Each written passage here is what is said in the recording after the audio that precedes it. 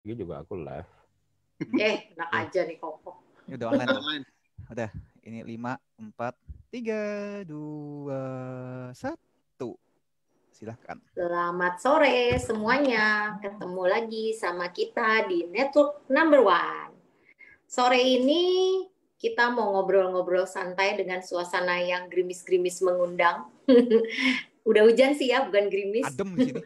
Tempat saya malah udah berhenti. Tentang negosiasi melalui email, WhatsApp, dan media berbasis teks ya. Ya intinya lewat teks jadi ya. Karena apalagi kan sekarang kondisinya kita sulit ketemu, kadang orang juga kadang mau teleponan suka males ya kan, atau kadang malah nggak jelas, atau dengan alasan supaya ada history chatnya ya kan, whatever the reason, tapi banyak orang sekarang memilih untuk chat, lewat chat negosiasi supaya dari segi kepraktisan mungkin atau gimana. Jadi hari ini kita akan membahas bincang-bincang santai tentang hal tersebut bersama ahli digital kita, Albert Lutano. Halo. Ya, dia sudah siap untuk membawakan materi sambil bincang-bincang santai hari ini, sore ini. Dan satu juga ini founder kita yang suka menghilang dari balik layar, bernama Koko Michael Yamin ini. Ya, sore ini mari kita berikan waktu dan tempatnya buat Albert untuk mulai sharingnya. Apa sih yang mau dibahas sama Bro Albert ini tentang negosiasi by text ya? Silakan, Bert. Betul. Oke. Thank you perkenalannya Cik Lara. Halo teman-teman semua. Gimana kabarnya sore ini? Dingin ya, lumayan ya. Habis hujan soalnya. Saya juga itu bunyi apa ya? Kok ada bunyi ini? Ada bunyi keajaiban begitu. Oke. Oke, aku share dulu ya ininya. Slide-nya bisa kelihatan semua ya, teman-teman. Jadi tema hari ini kita bincang-bincang santai ya, sambil ngobrol-ngobrol santai. Kebetulan tema ini saya ambil ya karena ada beberapa teman juga yang kemarin setelah acara workshop yang 2 hari ya, mungkin teman-teman di sini ada yang ikut workshop ya. Kemarin saya membahas tentang digital marketing ya 2 hari sampai mereka bilang ini materinya sangat-sangat advance sekali ya, sampai kepala mereka berasap, sampai ada yang bilang mimisan. Mimisan. Masuk saya mimisan. Padahal apa materi yang saya berikan kemarin tuh masih istilahnya baru perkenalan mungkin ya, ibarat ini ada sebuah pesawat gitu, pesawat terbang, saya baru mau memperkenalkan ini loh kokpitnya begini loh bentuknya, dashboardnya kayak gini loh, ini ada tombol ini buat apa, saya baru perkenalan itu, padahal saya belum mengajarkan, benar-benar mengajarkan bagaimana cara terbangnya, menerbangkan pesawatnya.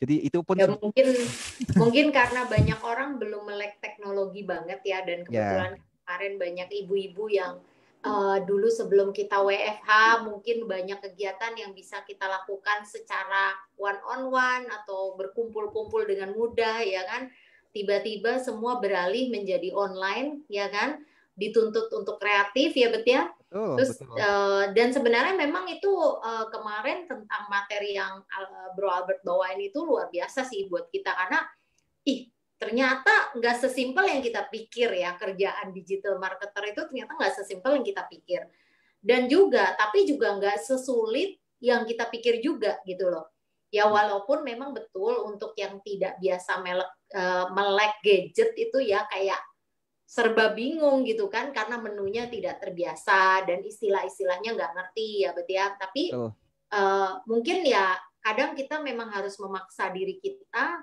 untuk ada di situasi yang terpaksa belajar, sehingga pelan-pelan terdorong, terbawa arus untuk ikutan belajar kan, sebenarnya kayak gitu ya, bisa dibilang ya, dengan kita udah daftar, kita ikut kelas, bahkan ada yang 1 hari bisa 1 hari enggak, tapi kan namanya udah ngintip-ngintip, pasti penasaran, akhirnya nonton, akhirnya nyoba.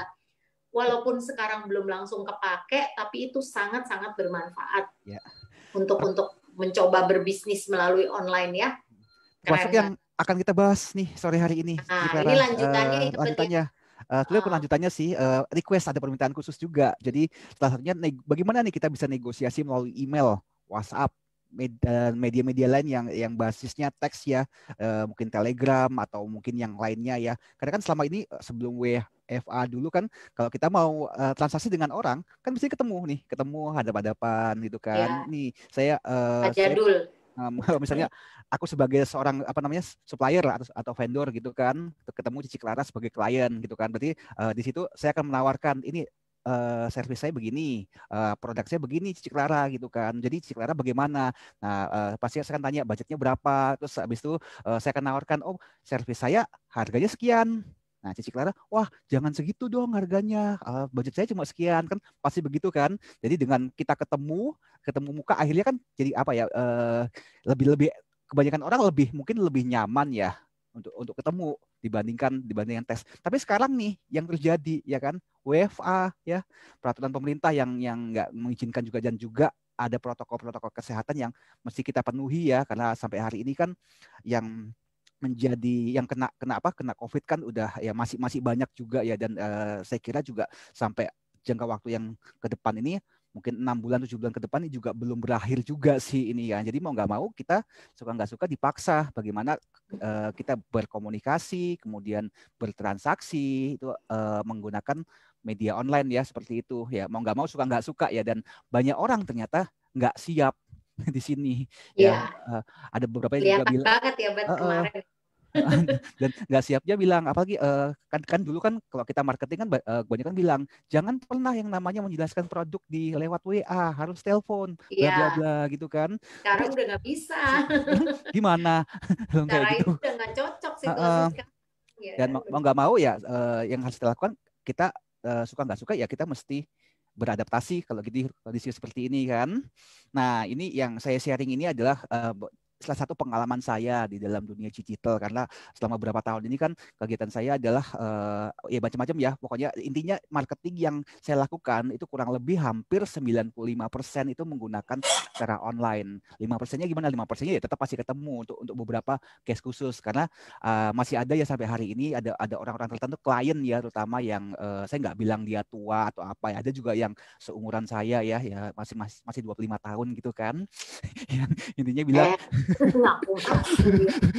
yang intinya bilang Dia ada yang ketemuan dong. muji, dia muji sendiri.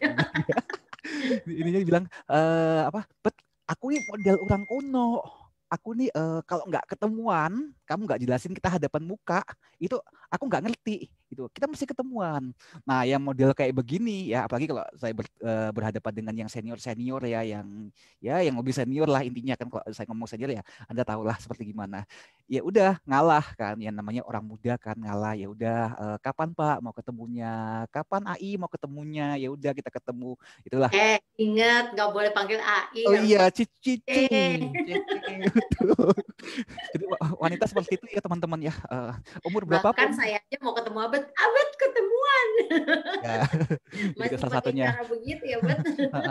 Tapi ya dengan adanya ya kondisi WFA gini, terus kondisi apa namanya ya protokol kesehatan ya, ya banyak orang terus terang takut untuk keluar, untuk sosialisasi ya, takut ya. Uh, Emang nggak mau kita dipaksa untuk beradaptasi. Nah, hari ini kita akan membahas kurang lebih tiga poin di dalam diskusi kita ya. Ini saya akan menunjukkan sebuah survei bahwa ternyata itu generasi milenial tuh yang biasanya lahir dari tahun berapa ya? Milenial itu dari 8. Kita juga masih milenial kok. Oh iya, iya milenial dari 84 sampai ke berapa ya? Saya lupa, ke 2000-an ya, 2000-an awal ya kalau nggak salah, itu kan masih generasi milenial. Termasuk yang setelahnya. Jadi mungkin yang lahirnya setelah tahun 90 ya. Kalau yang 2000 kan nggak mungkin kan, masih 10 tahun, masih kecil kan.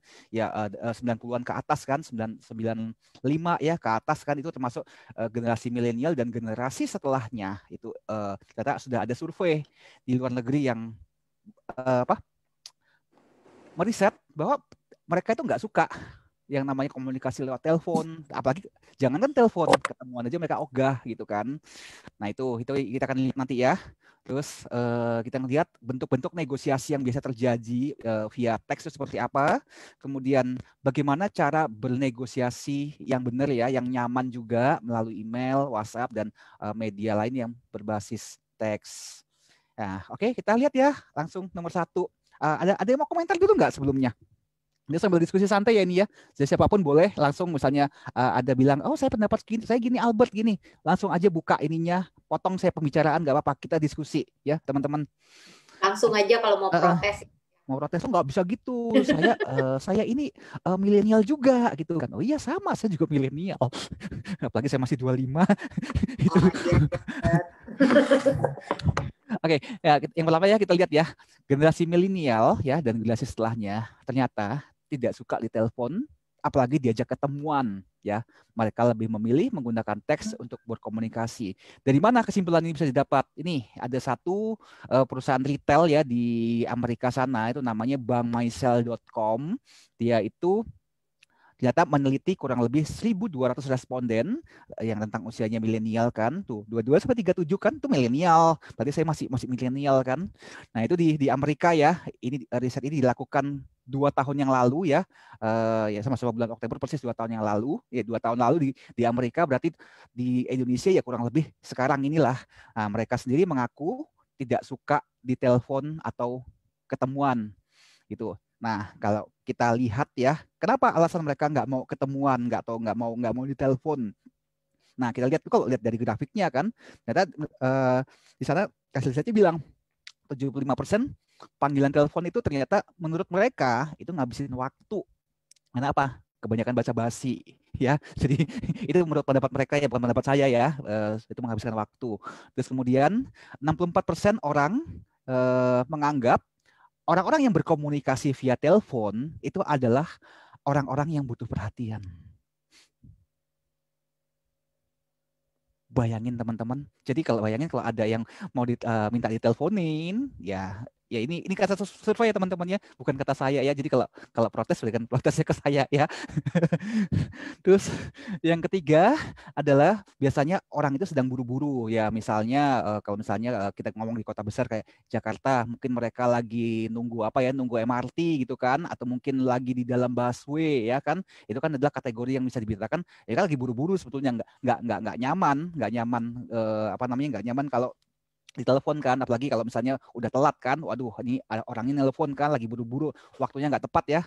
Terus kemudian ada yang bilang lagi 46%-nya bilang takut dimintai tolong ya, takut diutangin kayaknya ya, lebih tepatnya gitu. Jadi mereka takut ditelepon, takut minta ditraktir atau apalagi kalau ada besok yang mau ulang tahun ya gitu kan. Kalau misalnya tiba-tiba saya telepon ke yang ulang tahun, takutnya dia saya lagi mau nodong minta traktir, takutnya gitu ya.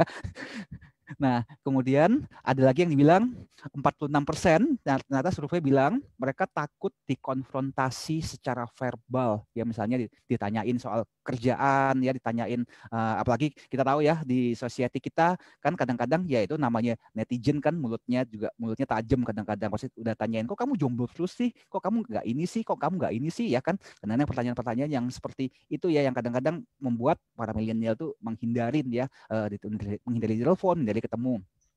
Terus tadi yang kemudian yang berikutnya adalah takut didengar orang lain saat menerima telepon. Ya tadi sudah saya sempat singgung ya, takut pas bukan takut apa nih?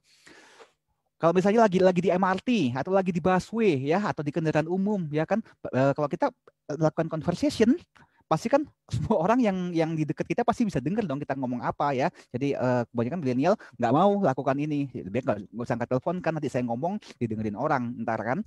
Terus kemudian yang ketujuh adalah menghindari tanggung jawab ya, rata-rata seperti itu ya. Tadi mereka takut apa namanya terima telepon karena alasan-alasan seperti ini. Nah, kemudian ada penelitian lagi yang bilang kan 81% malahan responden milenial itu mengatakan mereka takut ya angkat telepon karena mereka punya yang namanya telefonobia ya. Jadi telefonobia itu adalah kegelisahan, kekhawatiran kalau ada yang telepon dia gitu kan. Jadi lebih baik begitu, nggak usah angkat telepon begitu. Nah, dari hasil penelitian di bankmysell.com ini, dia bilang rata-rata pengguna pengguna handphone ya, 63% ya kalau mereka ditelepon habis itu mereka dengan sengaja tidak angkat, rata-rata mereka akan akhirnya bilang langsung teks ya, langsung di WA atau di SMS ke mereka bilang, sorry ya, tadi gua nggak denger ada telepon masuk. Terus dilihat yang sisanya lain, mereka punya banyak sekali macam-macam alasan kenapa tadi dia nggak angkat telepon. Misalnya, sorry sinyalnya lagi jelek, atau lagi meeting, atau lagi nyetir, atau handphonenya ketelisep. Ketelisep tuh bahasa apa ya? Ketelisep itu apa namanya, keselip lah ya, kayak gitu ya. Terus satu bilang, oh kok nomornya kok nggak muncul namanya ya, jadi malas ngangkat telepon ya, kayak gitulah kurang lebih kan. Dan terus terang saya adalah salah satu orang yang termasuk seperti ini. Kalau ada telepon masuk, kadang-kadang saya tuh suka males untuk angkat. Saya termasuk yang seperti ini, kecuali ya orang-orang yang sudah kenal deket sama saya, yang sudah tahu kan, baru saya angkat telepon. Karena apa? Kadang males gitu angkat telepon gitu kan. Bukan takut, tapi ya apa, kalau bisa teks aja kan lebih enak kayak gitu kan. Jadi ini adalah kalau menurut si bangmaisel.com, ini adalah suatu behavior baru yang terjadi di society-nya kita, dan kita tahu bahwa orang-orang milenial ini, generasi milenial ini dan generasi setelahnya, inilah mereka yang akan menggantikan generasi-generasi sebelumnya. Jadi generasi yang akan memimpin dunia ini, yang menguasai ekonomi, perdagangan, yang lain-lain ya. Jadi kalau kita melihat seperti ini ya, sudah di masyarakat kita sudah muncul seperti ini, kita suka nggak suka ya, mungkin kalau kita berasal dari generasi yang sebelumnya mereka, yang kalau misalnya mau apa namanya, ada perlu apa, angkat telepon ya, nggak suka teks ya, nggak suka ngetik-ngetik, mau nggak mau, suka nggak suka, ini harus apa namanya, harus menyelesaikan diri pada akhirnya. Kalau enggak ya sudah, mau gimana ya. Salah satu pengalaman saya kan juga seperti itu ya. Saya pernah punya beberapa klien-klien yang bukan klien ya, mungkin salah satu tim saya ya, dia selalu bilang sama saya kalau misalnya mau belajar ini, mau belajar itu, mau training ini, mau training itu, saya mesti ketemuan. Saya nggak bisa kalau harus cuma ngikutin Zoom ya. Saya nggak bisa kalau cuma dipandu lewat telepon, dijelaskan. Saya mesti ketemu ya. Dan pada akhirnya kalau seperti ini, di kasus saya ya, saya akhirnya hanya menempatkan perhatian saya, fokus saya itu ke orang yang ini ya, seperti ini, orang yang perlakuannya khusus itu biasanya minim sekali ya, jarang saya memberikan energi saya yang lebih ke orang-orang seperti ini. Karena apa, saya menganggap yang orang-orang seperti ini sudah sedikit, tanda kutip bisa dikatakan, tertinggal gitu kan. Jadi ya udah, lebih baik saya ngurusin orang yang ini aja lah, yang lebih tanggap kan. Karena ngurusin yang seperti ini terus terang text time ya, itu ya teman-teman ya. Dan saya yakin banyak orang yang punya pendapat yang sama seperti saya gitu ya teman-teman. Bukan berarti saya mendiskriminasikan mereka kan, nggak peduli sama dia, tapi kenyataan di lapangan dunia berputar sudah demikian cepat seperti ini. Kalau kita tidak bisa menyelesaikan, pasti tertinggal ya teman-teman ya. Bukan berarti saya nggak peduli sama dia, peduli, tapi saya lebih memilih energi saya tidak fokusnya ke dia gitu ya teman-teman ya. Nah itu. Dari sini ada yang mau kasih tanggapan, mungkin mau membantah. Saya nggak gini, saya nggak ini, saya ini milenial tapi saya suka angkat telepon. Ada nggak yang mau kasih gitu? Ada yang mau kasih apa namanya, komentar, tanggapan? Dulu aja, biar baru diskusi kita. Ya udah, boleh lanjut ya. Nah, kemudian yang berikutnya, nah ini ya, kalau 2 tahun yang lalu survei itu dilakukan di Amerika ya, sekarang 2 tahun ke sekarang ya, seperti 2020 sekarang ya, yang nggak hanya 2020, dari tahun-tahun sebelumnya sih saya udah ngerasain ya. Dan ini terjadi di Indonesia, terutama yang pertama, orang-orang yang bekerja di perusahaan-perusahaan besar di Indonesia. Ya enggak, maksud saya besar bukan berarti yang besar yang punya nama perusahaannya, enggak ya, perusahaan menengah pun juga rata-rata mereka melakukan seperti ini ya. Misalnya kita mau menawarkan sesuatu, atau mungkin kita justru juga membutuhkan produknya dari sebuah perusahaan tertentu ya. Rata-rata mereka akan bilang misalnya itu harganya gimana? Mas, tolong di email aja ya. Supaya ada trackingannya, supaya ada recordnya. Kebanyakan mereka bilang seperti itu ya teman-teman. Padahal kalau kita lihat, mereka juga bukan kategori yang milenial juga ya, yang malah mungkin sudah generasi sebelumnya, tapi mereka rata-rata kebanyakan gitu, lebih nyamannya udah kita negonya lanjut aja ya di WA, kita lanjut aja ya negonya lewat apa namanya, lewat email ya, seperti itu ya kan.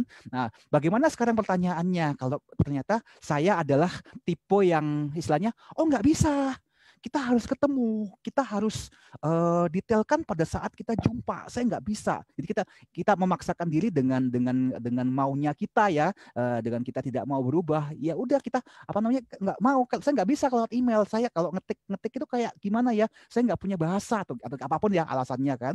Nah jadi kan repot kan. Padahal ternyata di sekeliling kita sudah mengharuskan kita untuk berkomunikasi lebih banyak dengan menggunakan teks ya, teman-teman ya.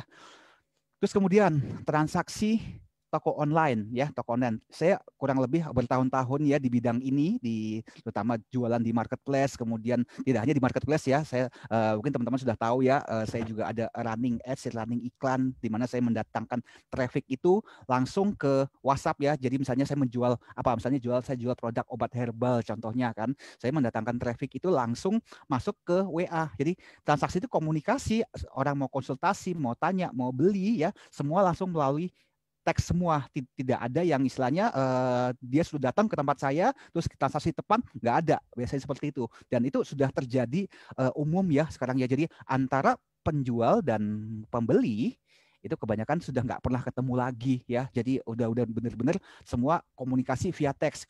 Kadang-kadang pun telepon pun juga kadang-kadang aja ya. Bahkan beberapa seller-seller di Indonesia ya, supplier-supplier ya, termasuk saya juga ya. Jadi kadang-kadang ada customer-customer yang bilang, boleh nggak saya telepon?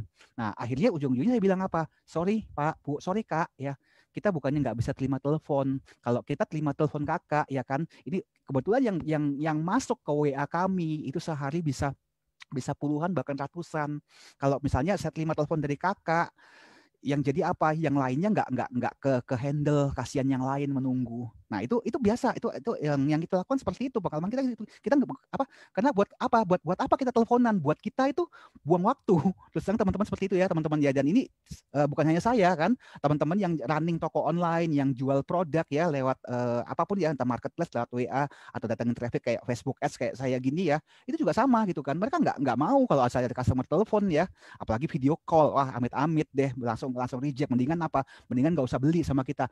Iya serius, nggak usah beli. Kalau zaman dulu kan orang tua kita atau apa selalu bilang kan, yang namanya pembeli adalah raja ya. Itu dulu kan teman-temannya. Sekarang teman-teman tahu nggak, seller kayak kita gitu lebih galak ya. Oke, you pembeli raja, tapi kita seller, kita adalah dewa.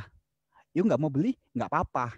Bayangin teman-teman, sudah seperti itu sekarang ini, karena terus terang kalau ini udah jalan ya di transaksi pokoknya kita sebagai seller tuh mau nyombong, tapi kalau udah jalan itu WA nggak ada habis-habisnya teman-teman. Jadi nggak mungkin kita angkat telepon, kita nggak mungkin lagi melayani sesuatu yang bisa dibereskan dengan 1-2 pertanyaan singkat lewat WA ya teman-teman, atau lewat email ya teman-teman.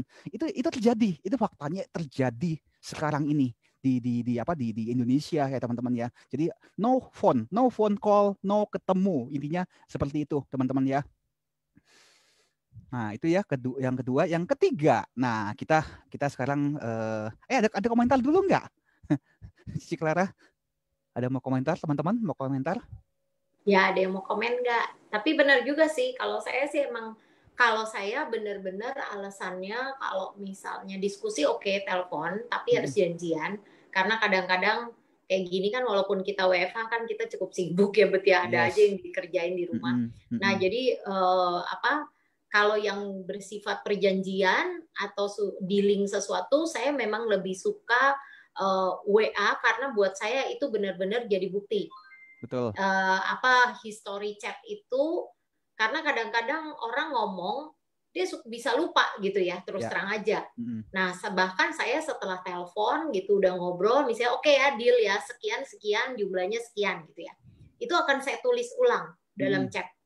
Why? Supaya kita ada bukti bersama, sama-sama enak. Kalau one day lu lupa atau gua yang lupa, kita bisa saling bilang, dulu kan kamu ngomongnya begini loh, perjanjian kita begini. Oke, jadi juga itu enak. Jadi cukup buat perjanjian lah ya. Nah itu sangat membantu. Tapi memang benar kalau sekarang itu kita memang punya kebiasaan, bahkan sesama teman pun kita jarang langsung telepon ya kan. Pasti kita WA dulu, bisa telepon nggak gitu ya kan. Kalaupun lagi telepon terus nggak diangkat ya nggak sakit hati juga, biasa aja, karena kan bisa ya ke toilet ya kan, bisa juga kalau lagi naik motor ya berarti ya, atau lagi kehujanan gitu kan, nggak ada yang tahu ya, maksudnya kalau dulu kita nelpon nggak diangkat bisa baper, kalau sekarang udah nggak zamannya ya. Justru ya bahkan kayak kita mau telepon Komite ya mesti WA dulu lah, antri nomor dulu ya. Betul. Iya nggak? Betul. Antri nomor dulu sama Pak Rektor ya kan, supaya bisa dapat nomor. Oke, antrian Anda yang kesekian, silahkan telepon saya jam sekian. Kok nama aku dibawa-bawa sih? Nah, ada tuh. Kan contoh kok. Soalnya besok ulang tahun. Oh gitu ya. Lusa kan ulang tahun. Besok Clara. Lusa. Besok Clara. Aku 5 tahun lagi, bukan besok. Aku mah masih 10 tahun lagi lah kok. Semua nggak ada yang mau ngaku. Iya, jadi memang bener banget menurut Abed. Bahkan kita kalau misalnya nelpon yang lebih muda apa segala juga udah nggak sakit hati kalau dia nggak bisa. Bahkan nelpon adek sendiri aja telepon gini, wah asem kagak diangkat lagi nih bocah gitu kan ya.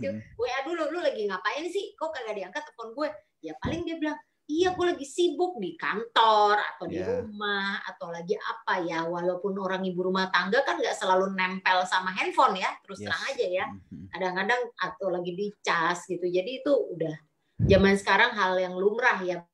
Ya itulah situasinya. Coba satu kendala itu kalau kita melakukan negosiasi atau transaksi ya apapun itu ya. Kalau kita ketemuan atau telepon, tentu saja kalau saya bilang emosi. Kita bisa merasakan emosi. Relationnya terus terang pasti itu beda dengan betul. Koneksinya hanya teks. Betul. Ya makanya saya biasanya kalau saya sih punya kebiasaan ini. Oke, kira-kira begini. Terus kalau mau ngomong lebih lanjut bisa nggak kita telepon? Nah kita telepon nih, tapi janjian waktu ya kan. Setelah deal baru kita tulis lagi di chat untuk sebagai suatu bukti. Karena pada saat telepon saya juga bisa merasakan apakah klien saya ini ragu-ragu. Karena apa? Karena dia masih ragu terhadap kualitas yang ditawarkan, apa jasa atau produk yang ditawarkan, atau dia masih mikir-mikir karena ada pilihan lain, ya kan? Itu bisa kita rasakan sebenarnya pada saat ngobrol. Nah, atau memang dia cuman baru tanya-tanya doang, ya kan? Kita kan bisa ngerasain ya. Nah, jadi ya menurut saya emang telepon tuh, kalau saya pun masih setuju dengan Bu Albert bilang bahwa telepon juga masih penting buat kita gitu loh. Betul. Ya, buat hal yang pekerjaan, bukan ya bisnis yang lebih personal ya. Kalau yang misalnya udah kayak, oke, saya mau pesen ini sekian lusin, ini sekian ini, itu kan udah by menu, ya kan, udah otomatis. Ya kan, itu kan nggak ada yang perlu kita diskusiin ya, itu mah bisa direct langsung hanya by WA. Malah justru kalau telepon kita ribet nyatetnya, betul nggak? Betul. Ya kalau lagi di jalan, kita lagi in the middle of something gitu, terus dia bilang, saya minta ini sekian, habis tutup telepon terus kita lupa kan cilaka ya kan. Nah itu justru itu harus di list down di dalam chat gitu loh. Tapi kalau diskusi sifatnya betul, karena tanda baca yang salah dalam chat itu bisa berakibat fatal. Betul. Ya, itu bisa berakibat miskom. Nah, ini yang disampaikan Cici Clara ini adalah sebenarnya kombinasi bagaimana kita benar-benar melakukan ketika kita bernegosiasi, itu kombinasi antara telepon dan ini ya, dan lewat teks ya, biasanya lewat chat ya, seperti itu ya. Jadi ini itu yang dilakukan Cici Clara ya. Jadi tetap bisa dua-duanya emosinya dapat. Nah, sekarang gimana nih ternyata kalau misalnya ada orang yang istilahnya mau transaksi sama kita atau mungkin membutuhkan penjelasan dari kita tentang produk kita, jasa kita, tapi dibilang pas misalnya contohnya Cici Clara bilang kan, boleh nggak saya telepon untuk jelaskan produk ini lebih lanjut. Ternyata si lawan bicaranya tuh ngomong gini, Bu Clara, kita komunikasinya by WA aja ya, lewat email aja supaya conversation kita ada recordnya, ada trackingnya, seperti itu. Nah, tentu saja kalau terjadi seperti ini, kita kan nggak mungkin dong maksa, oh ya nggak bisa Pak, saya harus dengerin suara Bapak, saya harus ngerasain emosinya Bapak. Malah ilfil nanti. Kan nggak istilahnya. Ngapain mau hipnotis saya ya? Istilahnya kan nggak mungkin seperti itu. Dan tentu saja teman-teman, ini pasti akan terjadi lah kan teman-teman, karena kita tahu kan ini yang namanya dunia digital ini, apalagi tadi kita bilang ya, tadi saya sempat bilang bahwa para milenial ini dan generasi seterusnya inilah yang mereka yang akan menguasai dunia kita, yang menguasai ekonomi kita, perdagangan ini. Bagaimana kalau dalam perjalanan kita ketemu case-nya yang seperti ini, dia benar-benar nggak mau diajak ketemuan ya, terus diteleponin juga nggak mau, sampai kita bilang ini orang ya misterius banget ya, seperti apa sih bentuknya gitu kan, sampai dia tidak mau terima telepon dari saya, dia tidak mau ketemu sama saya, semua baik ini semua kan. Nah, saya yakin, percaya teman-teman, suatu hari pasti akan ketemu kan yang model-model kayak gini. Nah, apa yang kita diskusi hari ini teman-teman, ini akan menjadi apa ya, setidaknya bukan sebuah pedoman ya. Saya nggak bilang yang saya share ini adalah sesuatu yang pasti ini 100% pasti deal ya Albert, ini pasti jalan. Tapi yang saya sharing ini adalah kurang lebih mungkin pengalaman saya, pengalamannya Cici Clara, atau pengalamannya Ko Mike juga ya di sini, dalam misalnya ketemu model orang-orang yang seperti ini. Jadi ini sharing kita ya teman-teman, paling nggak teman-teman bisa ada gambaran, insight-nya gini, ternyata ada ya tipe yang model kayak gini ya, kayak gitu teman-teman. Begitu Cici Clara, ada mau tambahin nggak? Ya, ini pada dasarnya kan yang di-sharingkan ini kan kita fleksibel ya, Bet ya. Tapi kadang-kadang buat beberapa orang yang mungkin bawaannya agak kaku, buat mereka agak sulit gitu menentukan kapan gue harus telepon, kapan gue harus chat. Sebenarnya balik lagi kita harus lihat kondisi. Ya, kalau saya memang betul kombinasi, karena buat saya masih menghargai yang namanya ikatan emosional bonding lah. Karena buat saya dari dulu berbisnis pun, bisnis apapun yang saya lakukan itu saya senang ada ikatan dengan klien, karena buat saya klien saya tuh banyak yang menjadi teman saya. Makanya dari dulu saya berbisnis sebagai desainer itu saya udah hampir 20 tahun. Bisa teman saya, klien saya itu dari mamanya, anaknya, cucunya gitu ya, sampai akhirnya bisa berkirim-kiriman makanan gitu. Kita suka nongki bareng, ngopi gitu, tidak ngomongin bisnis, tidak ngomongin order, saya pun tidak pernah nawarin.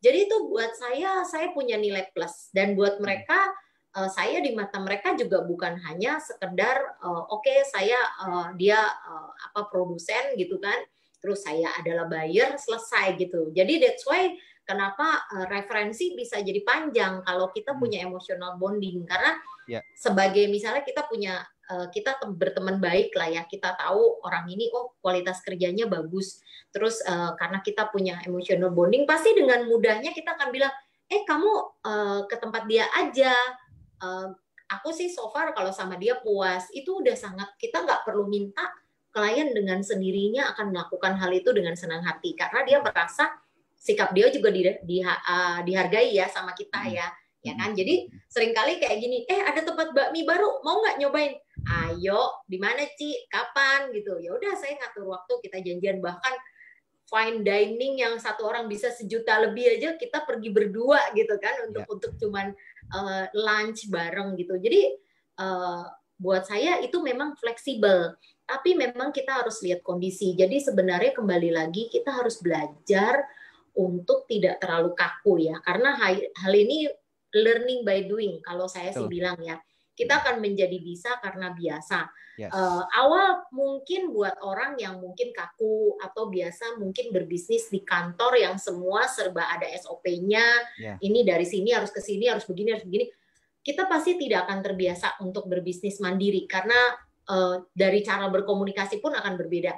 Tapi bisa diikutin, maksudnya itu bisa dicontoh, walaupun perlu waktu untuk menjadi terbiasa. Jadi kalau yang kita sharing hari ini mungkin lebih kayak sharing tips sama trik lah ya, Bet ya, yang dari yang kita alami. Tapi kurang lebih semuanya sih sama ya pada akhirnya. Nah, kita lihat ya, kalau misalnya ternyata kita ketemu model-model yang tadi saya bilang itu kan, udah Jeng Clara, kita nggak usah ketemuan, nggak usah teleponan ya, kita ini aja, kita apa namanya, kita lanjutkan semua lewat teks aja, lewat WA atau lewat apa. Kalau saya masih ingat sih ada beberapa, dulu pernah saya menjalankan sebuah transaksi juga ya, dulu pernah sempat saya sedikit berkecimpung di dunia tambang ya. Jadi itu komunikasi saya antara orang Singapura dengan orang Jepang ya. Jadi itu kita tanpa ketemuan, tanpa apa namanya, tanpa teleponan ya, semua by percakapan semua by email semua.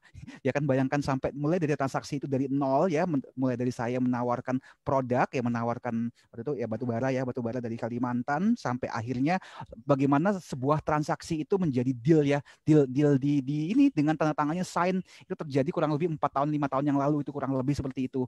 Nah, jadi kalau misalnya teman-teman suatu hari ya ketemu yang model-model kayak gini ya, jadi dia memaksa nggak usah ketemuan, nggak usah telepon-teleponan, lewat ini aja teks, supaya bisa ada recordnya, ada trackingnya. Nah, ini yang teman-teman harus pahami ya, apa yang teman-teman harus lakukan.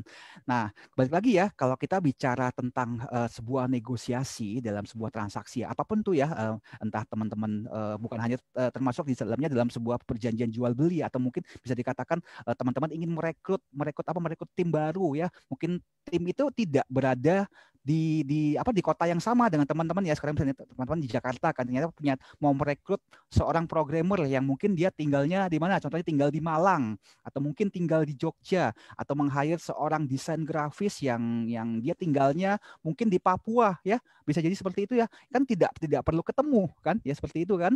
Nah, jadi apapun tuh yang tidak hanya transaksi jual beli, bisa juga suatu hari mungkin teman-teman ketemu dengan investor ya, ternyata investor itu jauh di sana, ada di Silicon Valley di Amerika sana, atau mungkin dia berada di Korea atau apa, yang tidak mungkin teman-teman berkomunikasi langsung ketemu ya, atau mungkin telepon ya. Nah, kenapa juga nggak mungkin telepon? Kadang gini teman-teman, kita ada beberapa dulu ya, zaman dulu beberapa tahun yang lalu, ketika saya negosiasi dengan orang-orang luar ya, terus terang zaman itu, era itu, bahasa Inggris saya itu macam Mickey Mouse ya teman-teman ya, ngaco banget ya. Jadi saya bisa dengar orang ngomong Inggris, listening saya bagus, tapi saya ngomong, waduh Pak, setengah mati teman-teman. Jadi saya bilang, waduh bahasa Inggris saya Mickey Mouse. Sekarang sih sudah lebih, ya masih lah, agak better lah sekarang ya teman-teman ya. Jadi saya nggak punya keberanian untuk telepon waktu itu. Akhirnya saya ngomong sama mereka, Sir, boleh nggak please kita komunikasi by email aja ya, karena my English is not good kan. Jadi saya kesulitan untuk melakukan conversation dengan telepon seperti itu, dan ya oke ya kan. Jadi udahlah, jadi seperti itu.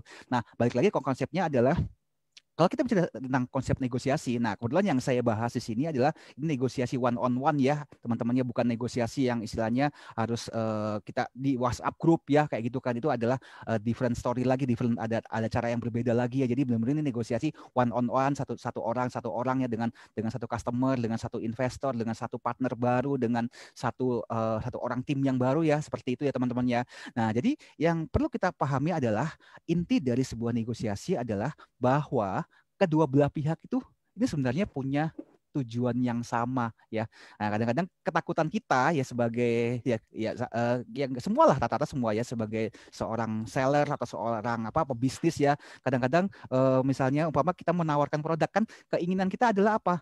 Orang itu langsung beli, nggak nanya, nggak babi bu, nggak tanya-tanya, langsung transaksi beli jedek gitu kan. Kebanyakan seperti itu. Iya, kalau produk teman-teman adalah produk-produk yang istilahnya produk yang umum, yang banyak ditemui di market ya, istilahnya kok saya lupa istilahnya.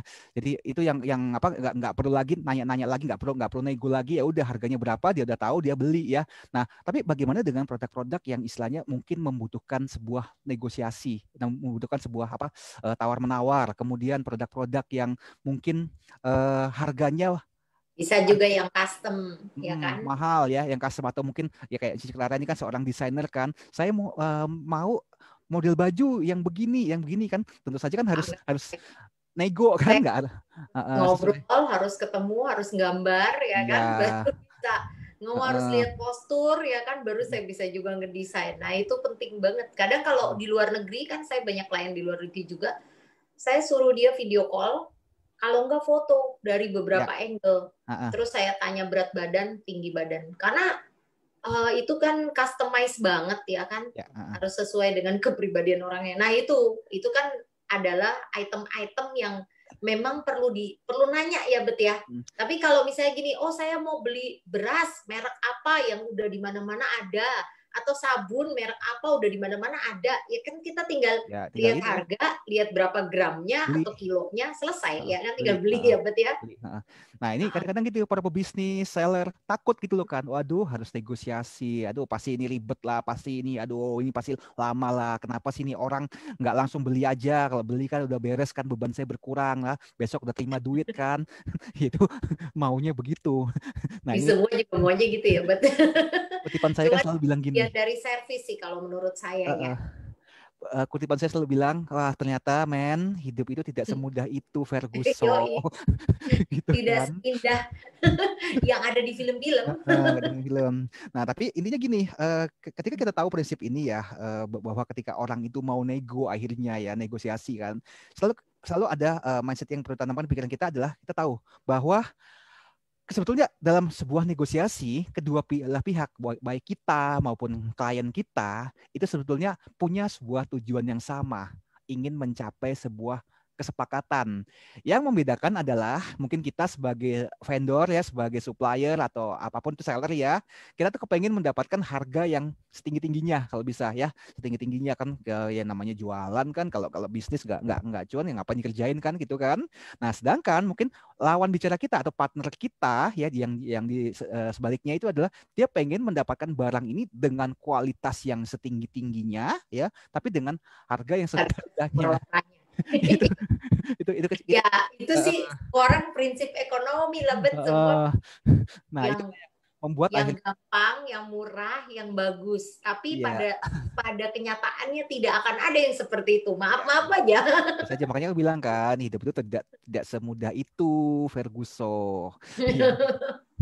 Nah, tapi balik lagi ya kan, kalau seseorang ya atau klien kita atau siapapun ya, calon partner kita yang baru atau siapapun itu ingin akhirnya masuk ke dalam area negosiasi ini, artinya kita tahu bahwa ini orang sudah serius. Soalnya apa? Kalau dia nggak nego sama kita ya, berarti dia nggak serius kan? Berarti dengan dia masuk ke paling nanya-nanya by WhatsApp ya. Dengan dia masuk ke area ini. Nah, kadang-kadang kita salah paham. Ini orang ngapain ya? Oh, udah dikasih harga bagus. Ini orang masih nawar lagi, terus nawarnya juga apa namanya, nggak kira-kira kayak nawar di pasar. Kadang-kadang kan pikiran kita begitu kan teman-teman ya. Tapi ketika kita seperti itu, 500 perak pun bisa jadi masalah. Tawar. Nah, tapi akhirnya kita paham ternyata sebetulnya dia serius. Mungkin caranya nawar itu caranya nawar di pasar ya kan, caranya mak-mak yang di pasar seperti itu yang buat akhirnya waduh ini dasar nih customer ini udah dikasih bagus, udah kasih harga bagus, masih nawar kayak nawarnya nggak kira-kira lagi nih. Oh ini kan kayak gitu kan, kadang-kadang kita kesel. Itu udah biasa ya. Jadi kalau bisa dibilang kita kalau namanya berbisnis, apalagi dagang ya, emang itu udah mental, satu paket mental yang kita harus siap. Ya kan, orang komplain, udah ibarat kata barang dari pabrik begitu aja bisa dikomplain gitu ya, apalagi yang custom kan. Betul. Itu udah sesuatu yang wah saya mah udah kenyang ya. Jadi maksudnya pasti ada sebagus-bagusnya kita kerja, pasti tidak bisa menyenangkan semua orang. Tapi at least we do our best gitu ya. Kalau we did our best. Kalau misalnya komplain atau orang rewel, ya sifat manusia kan macam-macam ya, itu kembali lagi kalau bisa dibilang tuh bagian dari servis ya, bukan komunikasi sih.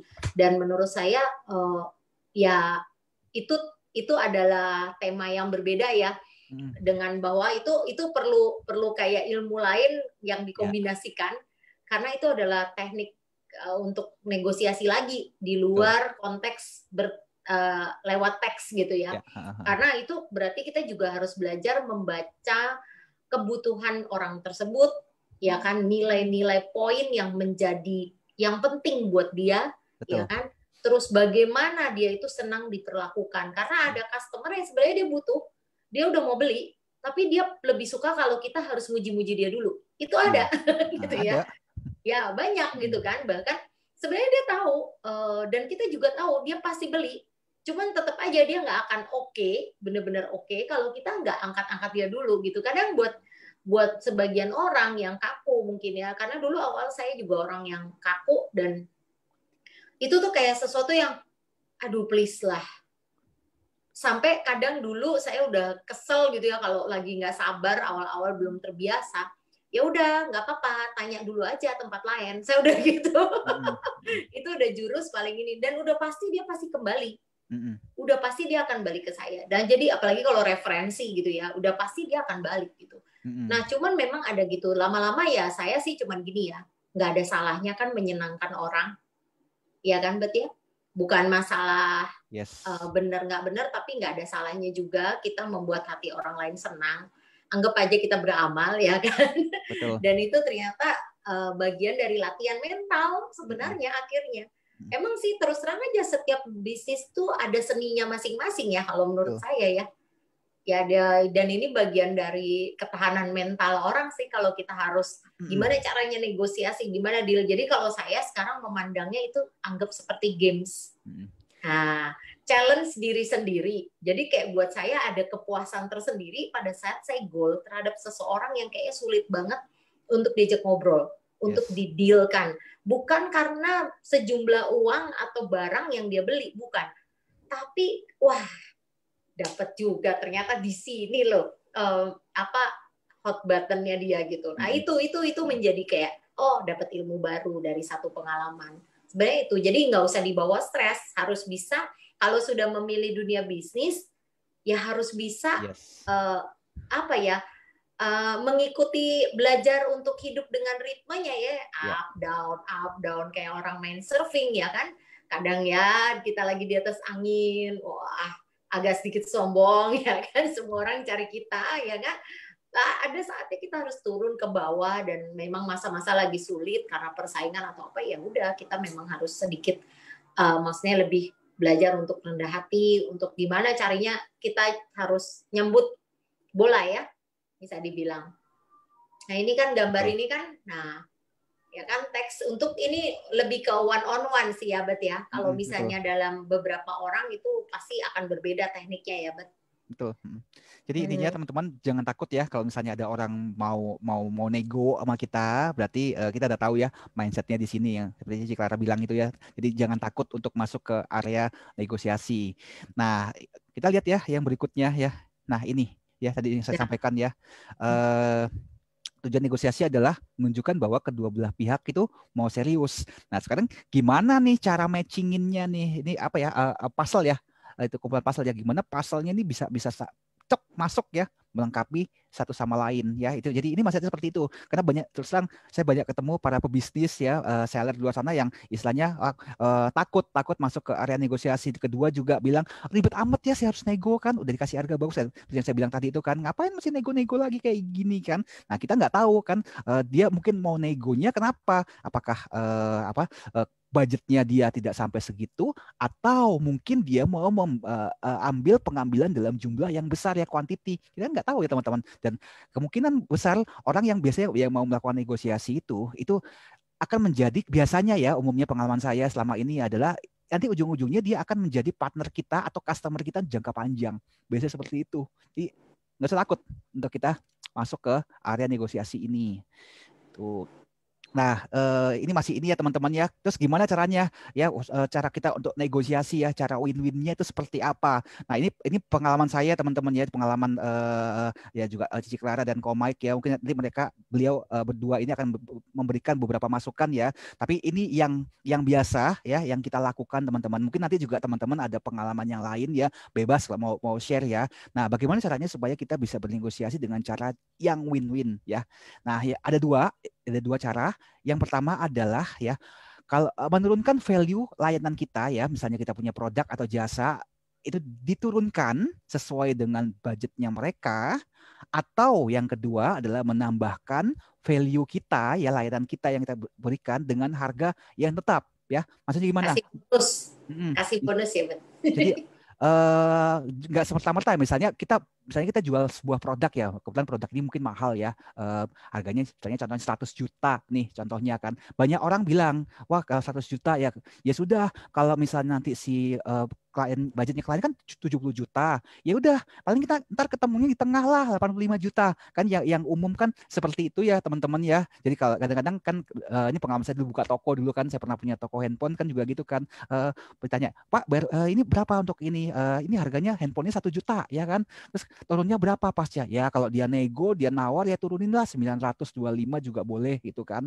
Mentok-mentoknya berapa? Ya 900 kasih lah. Kan kayak gitu ya teman-teman. Nah, tapi kalau yang saya sharing hari ini adalah jangan main seperti itu teman-teman. Akhirnya kita tanda kutip ya mungkin sedikit merendahkan diri kita. Jangan. Nah, ini sages saya ya. Ini bisa teman-teman pakai ya kalau misalnya kebetulan cocok dengan apa yang mungkin teman-teman alamin. Kalau misalnya teman-teman punya cara lain atau nanti Cici Clara atau Ko Michael bisa kasih sebuah ide yang lain ya, boleh. Jadi misalnya gini, misalnya kita udah tahu nih ya tadi harga penawaran kita ya apapun produknya ya.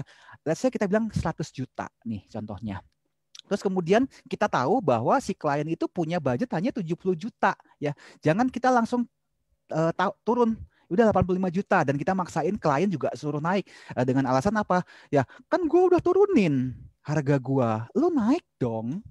Ya kan? Jadi kayak seakan-akan kita maksain kehendak kita ke si klien kan seperti itu kan. Dan mungkin juga sebaliknya dengan si kliennya ngerasa ya udah lu turunin harga dong, gua naik deh. Lu kan harga 100 juta kan.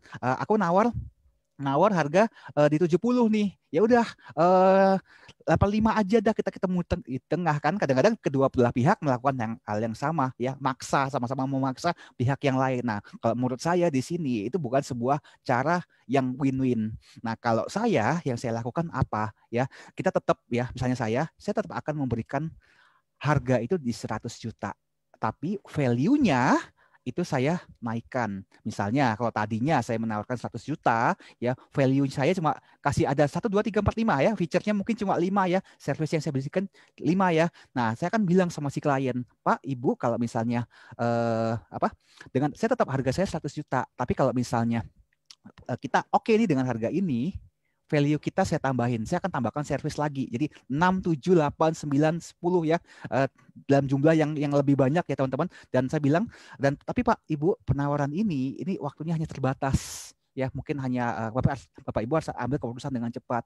Saya cuma bisa kasih maksimal dengan seperti ini, itu hanya dalam waktu 1 minggu ya, mungkin maksimal seperti itu ya. Untuk kenapa kasih waktu? Supaya dia mempertimbangkan dan juga ada scarcity-nya supaya dia segera memutuskan kalau misalnya lewat dari minggu ini promo ini sudah nggak berlaku. Itu contohnya seperti itu.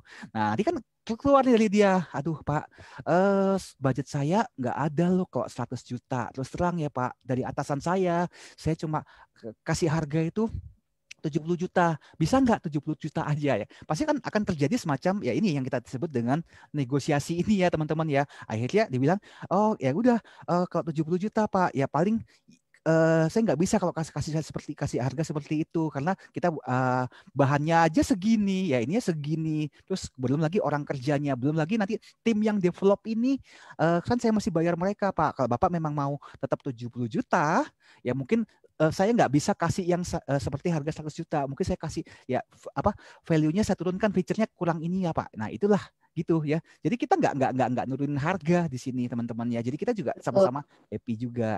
Nah ini cara saya yang mungkin bisa saya lakukan. Mungkin nanti Cici Clara bisa kasih masukan tambahan, Komik juga ya. Itu saya teman-teman ya. Di dasar negosiasi kayak gitu. Monggo Cici Clara kalau misalnya nambahin. Oh ya, sebenarnya sama sih. Saya kayak gitu ya, kadang-kadang kayak misalnya orang wedding, ya kan. Kalau misalnya mereka kan pasti punya budget ya. Oh, saya cuman nggak ada acara gedung mewah, saya cuman misalnya di gereja atau akad nikah gitu ya. Oh, saya mau yang sederhana, saya begini. Oke, standar kita kan sekian. Bagaimana kalau kita redesign ya sesuai budget kamu? Misalnya masih masuk nih di harga saya karena dia turun tidak terlalu banyak misalnya. Ya saya redesign dan itu harus saya pertimbangkan bahwa bahan harus tutup, semua masih ada spare buat saya, ya kan? Juga saya masih bisa tetap kasih dia pelayanan yang terbaik gitu kan. Dan kadang-kadang saya suka kasih bonus-bonus kejutan biasanya sama klien, ya kan. Jadi saya tetap harus men-sparekan itu gitu loh. Nah, ya akhirnya ya oke, ini pilihannya, terus kita biasa ada sampel bahan dulu. Kalau harga sekian ini, kalau harga sekian ini. Kita kalau mau yang tengah-tengah menurut saya ini udah oke. tetap bisa kelihatan seharga seperti ini, tapi kita atur begini. Sebenarnya itu kembali ya kayak tadi dibilang Albert, mungkin kayak kandungan feature-nya kita kurangin. Ya. Tapi look-nya itu tidak berkurang. Secara sepintas kualitas ya sama aja gitu kan. Ya kayak kalau misalnya dalam program perusahaan ya memang pasti ada menu yang hilang gitu kan ya. Bisa dibilang. Tapi kan pasti kadang nggak semua menu itu memang menu utama ya kan. Ya memang harus ada yang oke lah ini nggak penting-penting banget, bukan yang urgent untuk didapat sekarang gitu ya. Ya udah bolehlah ini dihilangin gitu kan. Nah itulah negosiasi gitu ya menurut saya. Dan emang kadang-kadang ada orang yang alot ya tipenya, yang walaupun sebenarnya kadang yang lebih lucu buat kita adalah gini, budgetnya sebenarnya ada, cuman ada tipe-tipe orang tertentu yang seneng aja bikin orang lain ribet. Itu benar. Dan itu kita banyak ngedapetin kan ya, Bet ya. Kadang kita gini, ya buat dia mungkin dia juga happy ya, maksudnya membuat kita ribet. Terus abis itu ya sebenarnya saya pernah kan berapa kali begitu. Orang yang sangat ribet di awal, setelah jadi klien sebenarnya enggak. Abis itu ya dia biasa aja. Emang tipenya begitu aja. Nanti next order biasanya tetap jadi langganan, terus udah nggak ribet gitu. Jadi kadang-kadang saya juga geli sendiri gitu, kayak lucu juga ya ini orang ya, kenapa dulu sampai hampir udah saya mau nyerah gitu. Sempat ada beberapa yang begitu kayak udahlah kalau bukan rezeki mah gue kagak mau ngotot, pusing kayak ngejawabin dia kayak nggak ada habisnya, kayak salah mulu gue gitu. Ada ya yang begitu ya. Tapi setelah ketemu atau telepon beda gitu orangnya. Memang itulah kembali lagi emosi itu kadang-kadang kan kalau sekedar tulisan, ada orang yang tipenya straight to the point ya. Jadi kalau ngomong hanya poin-poin penting. Kalau kita nggak kenal, kita akan ngerasa lu gak ada basa-basinya amat sih. Atau bahkan kita ngerasa ini orang ngomongnya kasar banget sih. Bener gak Bet ya? Padahal sebenarnya bukan gitu loh. Kalau pas ketemu, orangnya kok cengengesan gitu. Ada loh yang kayak gitu ternyata ramah gitu kan. Karena kita nggak bisa tahu dari tulisan gitu. Nah tapi ya itu harus hati-hati, makanya jangan gampang terbawa emosi, apalagi kalau baca teks pada saat kita lagi marah. Nah itu bahaya banget. Ya karena teks itu tidak punya emosi sebenarnya ya kan. Itu. Tapi nah ini yang kita mau bahas hari ini. Emosi karena cara baca kita itu penting banget soalnya. Betul. Jadi memang harus netral pada saat kita lagi kesel atau lagi berantem, abis berantem gitu di luar atau di jalan lagi kesel gitu, ya itu benar-benar pas baca klien saya sampai berapa kali sering kayak malah salah baca gitu loh karena itu gitu. Akhirnya saya harus minggir, terus saya baca pelan-pelan, saya baca sampai beberapa kali, oke, ngerti. Kadang-kadang itu bisa miskom juga, jadi ya hati-hatilah dengan negosiasi lewat teks ini ya. Oke. Lanjut. Lanjut ya. Oke, nah ini yang baru saja Cici Clara bilang ini kan. Beliau bilang hati-hati, benar-benar hati-hati kalau kita mau membawa sebuah negosiasi ke dalam bentuk teks ya. Ini yang kita intinya yang mau kita pelajarin hari ini ya. Nah, kalau kita biasanya ya umumnya ya, kalau kita negosiasinya di telepon atau ketemuan ya. Nah, itu biasanya yang terjadi secara psikologi ya, itu urutannya adalah bahasa tubuh dulu ya. Intonasi, baru pesannya yang mau kita sampaikan. Ini yang biasa umum terjadi ya teman-teman. Nah kalau terjadinya di telepon, ya negosiasi by phone, pasti adalah yang kita baca dan kita rasakan adalah intonasi suaranya. Kalau kita ketemu, pasti yang pertama adalah bahasa tubuhnya. Bahasa tubuhnya gimana ya, dari gerak-geriknya kita tahu apakah orang ini setuju dengan kita atau gimana ya, kita bisa tahu ya. Tapi kalau misalnya negosiasinya by phone, yang dominan itu adalah biasanya suara. Nah isi pesannya itu biasanya yang terakhir ya. Jadi dengan kita bisa memahami ini ya, bahasa tubuh, intonasi, barulah kita bisa tahu kita mau nyampaikan apa ke orangnya, bagaimana kita harus menghadapi orang ini, bagaimana kita istilahnya tarik ulurnya ya kalau kita ngomong negosiasi ya, seperti itu ya teman-teman ya. Ini umum ya. Cici Clara saya yakin udah pasti ini setuju ya Cici Clara ya, pasti seperti ini yang umum terjadi. Nah sekarang bagaimana ya, tadi kan sempat kita singgung kan, kalau kita ngobrol di teks ya, biasanya kita nggak tahu intonasinya seperti apa ya, emosinya seperti apa, yang itu yang apa namanya, yang kadang-kadang apa kita suka baper ya, padahal orang itu kita pikir marah padahal nggak marah ya, bentuk teksnya seperti itu karena tidak ada emosinya di sana. Nah kita lihat nih ya gimana kita bisa membawa sebuah bentuk negosiasi itu dalam bentuk teks ya. Ada kurang lebih tiga ya. Yang pertama adalah saya biasanya melakukan teknik yang namanya mirroring. Nah, mirroring ini seperti apa? Mengulang 3 kata terakhir yang dituliskan entah itu lewat email atau entah itu lewat WA ya. Jadi ini hal yang paling basic yang bisa kita lakukan kalau kita melakukan sebuah negosiasi menggunakan teks. Nah, ini sedikit saya mau cerita ya teman-teman. Ini saya gedein gambarnya kalau terlalu kecil ya teman-teman ya. Ini ada sebuah kejadian yang terjadi kurang lebih minggu yang lalu ya teman-teman ya. Di minggu lalu saya rencananya adalah saya punya ya kita tahu ya teman-teman, kita lakukan WFA ini, saya juga sering online seperti ini dan saya lagi butuh kabel nih ceritanya teman-teman. Jadi saya beli sebuah kabel di sebuah marketplace ya, sebut saja marketplace itu warnanya oranye ya teman-teman di situ ya. Ternyata kabel yang saya beli itu tidak berfungsi dengan baik ya waktu itu ya. Ada kabel dan juga waktu itu saya beli headset ini ya teman-teman ya. Ternyata headset ini berfungsi dengan baik, tapi ternyata kabelnya nggak berfungsi dengan baik. Akhirnya apa? Mau nggak mau barang itu saya kembalikan dong. Ya pasti saya komplain dan kemudian si penjualnya itu setuju untuk mengembalikan barang itu kan. Nah, setelah mereka terima ya. Nah, ini teman-teman, ini WA dari ininya, dari orangnya ya teman-teman ya. Dia bilang, "Halo, selamat siang Gan, paketnya sudah saya terima." Dan sudah kita tes, ternyata setelah kita tes memang ada kendala pada item itu. Untuk itu kita akan tukar unitnya yang baru. Ya, dan juga sudah kita tes. Nah, ini video yang dia berikan adalah video bahwa dia sudah tes bahwa unit yang akan kabel yang dia akan kirimkan kembali ke saya udah dites sama dia dan berfungsi dengan baik. Dan memang benar produk yang saya terima ini memang nggak jalan ya versi mereka seperti itu ya. Nah, dia bilang dia akan tukar dan unit yang baru, tapi ada yang terakhir nih ya bilang ya.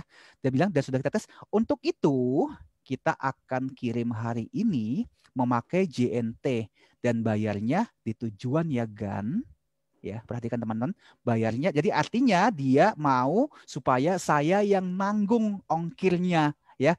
Padahal teman-teman, pada saat saya mengirimkan produk ini kembali ke dia, saya sudah bayar ongkir lalu ke dia.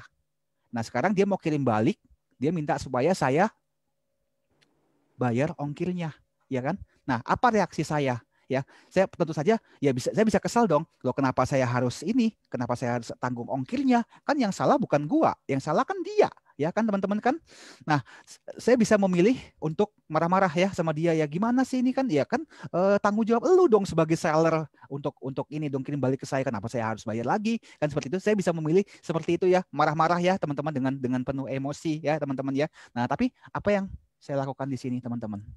Ya, saya mulai melakukan sebuah teknik yang disebut dengan mirroring ya. Jadi perhatikan ya teman-teman, di WA yang pertama ya, kata terakhirnya dibilang apa? Dibilang bayar di tujuan ya Gan ya. Kemudian lihat balasan saya apa di sini. Ya, saya melakukan mirroring. Kata terakhir dia yang dia tuliskan ini di sini ya, di sebelah kiri ini teman-teman lihat ya. Saya langsung balas di sini. Bayar di tujuan. Ya, saya melakukan mirroring, saya mengulangi kata-katanya dia ya teman-teman, dan perhatikan apa yang dia balas ya setelah kurang lebih beberapa waktu, ada 6 menit ya, dia langsung balas. Dari kita maksimum untuk ongkir 9.000 dah ya, kelihatannya teman-teman ya bahwa dia mungkin mulai merasa nggak enak ya, makanya dia bilang dari kita maksimum ongkir adalah 9.000. Nah, kemudian perhatikan teman-teman, saya kembali melakukan yang namanya mirroring ya teman-teman. 9.000 ya, sampai selesai saya diem teman-teman. Ini yang disebut dengan istilah teknik mirroring ya, sebuah teknik negosiasi menggunakan teks seperti ini. Jadi kita mirroring, kata-kata terakhirnya dia apa, itu yang kita berikan kepada dia ya. Nah, ketika saya menjawab mirroring seperti ini 9.000, nah apa yang dia jawab kemudian, coba kita konfirmasi ke tim terkait terlebih dahulu ya. Jadi dia pasti, saya yakin dan percaya dia merasa nggak enak ya teman-teman, seperti itu ya teman-teman. Nah, setelah itu apa, waktu dia balas ini, yang saya lakukan adalah apa? Saya diem teman-teman ya. Ini saya tulis di sini ya. Saya diem, saya nggak langsung balas. Karena bagi saya Yang namanya diam itu adalah sebuah bagian dari negosiasi. Ya, dengan tidak kita jawab apapun itu adalah bentuk dari negosiasi. Dan setelah saya cukup lama terdiam, akhirnya mereka bersedia menanggung ongkir dan saya nggak keluarkan uang sedikit pun dari ongkir balik ini. Ya ini teman-teman ya. Jadi ini tekniknya teman-teman ya. Jadi ini teman-teman bisa lakukan di apapun ya ketika teman-teman melakukan negosiasi dan bentuknya itu adalah teks ya. Dengan kenapa saya melakukan seperti ini teman-teman? Ya tadi kan karena sebuah teks itu tidak ada emosinya, tidak ada bahasanya. Instead tadi saya marah-marah, saya bisa aja marah-marah kan, komplain lu gimana kan, salah lu kan ngasih barang nggak bener gini kan. Tapi saya tidak marah-marah kan, ya buat apa juga marah-marah kan. Nah karena masing-masing kedua belah pihak, ingat ya tadi konsep pertama ya teman-teman ya, kedua belah pihak itu memiliki sebuah tujuan yang sama, ingin supaya transaksinya sama-sama selesai ya. Dia sebagai seller ya teman-teman ya, dia pasti kan juga kepingin cepat ini apa uangnya dia terima uang ya, karena kan kalau marketplace kan pasti uang transaksi ditahan kan, dia pengen cepat dapat apa namanya dapat uangnya. Dan sementara di posisi saya juga adalah saya pengen cepet juga dapat barangnya karena barang ini saya mau pakai, barang ini saya mau pakai untuk saya gunakan untuk ini acara daily sharing network number one ini. Bayangin kalau saya nggak punya kabel kan, nggak punya ya bisa sih saya order ke seller yang lain, tapi akhirnya apa, saya text time dong, jadi saya buang waktu lagi kan, harusnya saya sudah bisa pakai ya, saya butuh waktu lagi. Buat saya nggak ada masalah saya mau order sama orang lain kan, saya batalin aja ini kan. Nah di posisi dia keinginannya dia apa, dia pengen juga supaya transaksi ini cepat selesai, dia bisa segera terima uangnya ya, uangnya dicairkan sama si marketplace. Jadi teman-teman perhatikan kan, kedua belah pihak baik saya maupun si seller ini sama-sama memiliki kepentingan yang sama, tujuan yang sama, supaya apa, transaksi ini cepat selesai. Nah tapi di posisi saya sebagai pembeli, saya nggak mau nanggung ongkirnya walaupun cuma 9.000. Nah, jadi ini teknik yang saya lakukan adalah melakukan mirroring ini, teman-teman. Saya ulangi apa yang dia katakan terakhir ya, teman-teman. Nah, itu. Jadi akhirnya ya udah di transaksi sini ya udah saya akhirnya dia kirim barang tanpa ongkir lagi ya, teman-teman ya.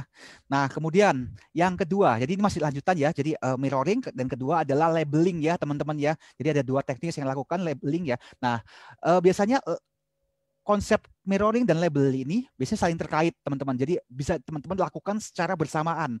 Nah, ini saya ambil contoh maksudnya ya, teman-teman ya. Apa yang dimaksud dengan labeling adalah saya merangkum dia itu orang seperti apa. Misalnya nih saya contohnya teman-teman, ini baru kemarin ya, saya ya beberapa hari yang lalu ya, saya ngobrol via telepon dengan seorang senior yang dia cukup berpengalaman ya dalam dunia coaching ya, dunia konsultasi, coaching apa, dia tuh udah jago ya, sudah punya cukup nama di sana ya. Jadi teknik saya adalah saya banyak bertanya kepada beliau tentang tujuannya dia, tentang impiannya dia ya. Jadi itu yang saya tanyakan ke beliau. Nah, apapun yang dia katakan ya, saya selalu mengakhiri dengan kata-kata adalah Bapak itu adalah orang yang sangat luar biasa.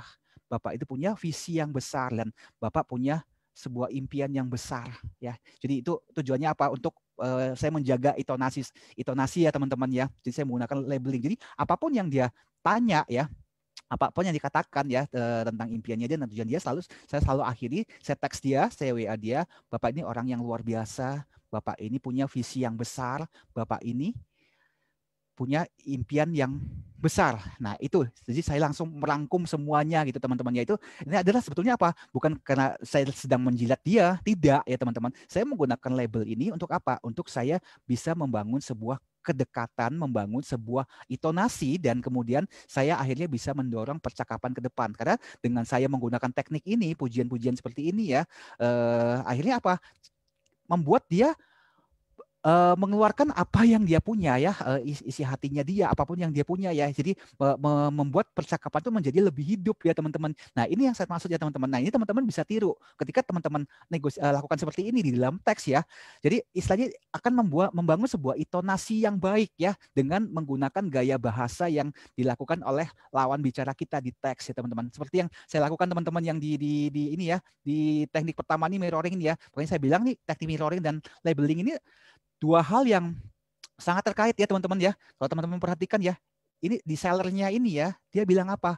Kan bahasanya dia kan, halo selamat siang Gan ya. Ini bahasa yang ya pasti umum di kalangan transaksi online ya. Ya saya ikutin teman-teman. Kita harus ikutin bahasanya dia, gayanya dia, stylenya dia apa ya teman-teman. Jadi dengan demikian ketika kita bisa lakukan mirroring ini dan kemudian labeling ini ya, jadi kita tuh bisa menjaga intonasinya kita ya. Jadi kita juga bisa memahami gaya bahasanya dia. Dan ini penting teman-teman karena dengan demikian akhirnya lawan bicara kita bisa lebih memahami kita. Kita juga bisa tahu maunya dia seperti apa. Jadi nextnya ketika kita masuk dalam sebuah negosiasi jauh lebih gampang akhirnya teman-teman ya. Karena dia sendiri pun menganggap kita sudah memahami dia ya kan. Begitu teman-teman. Mau nambahin, Cik Clara? Setuju sih, itu yang kayak tadi aku bilang, kita harus bisa ngangkat customer atau lawan bicara ya. Makanya sebenarnya kadang-kadang nggak ada salahnya menjadi rendah hati sih. Bukan berarti rendah diri soalnya, ya kan? Betul.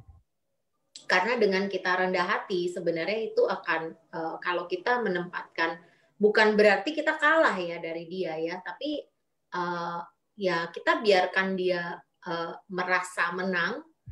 Padahal sebenarnya kita juga, ya maksudnya kita juga punya tujuan dong. Namanya negosiasi kan kita maunya win-win solution. Bukan berarti tujuan kita merugikan dia, enggak. Tapi gimana caranya saya bisa mencapai tujuan saya tanpa harus menyakiti orang lain. Dan dia mengaminin gitu apa yang kita mau, ya kan?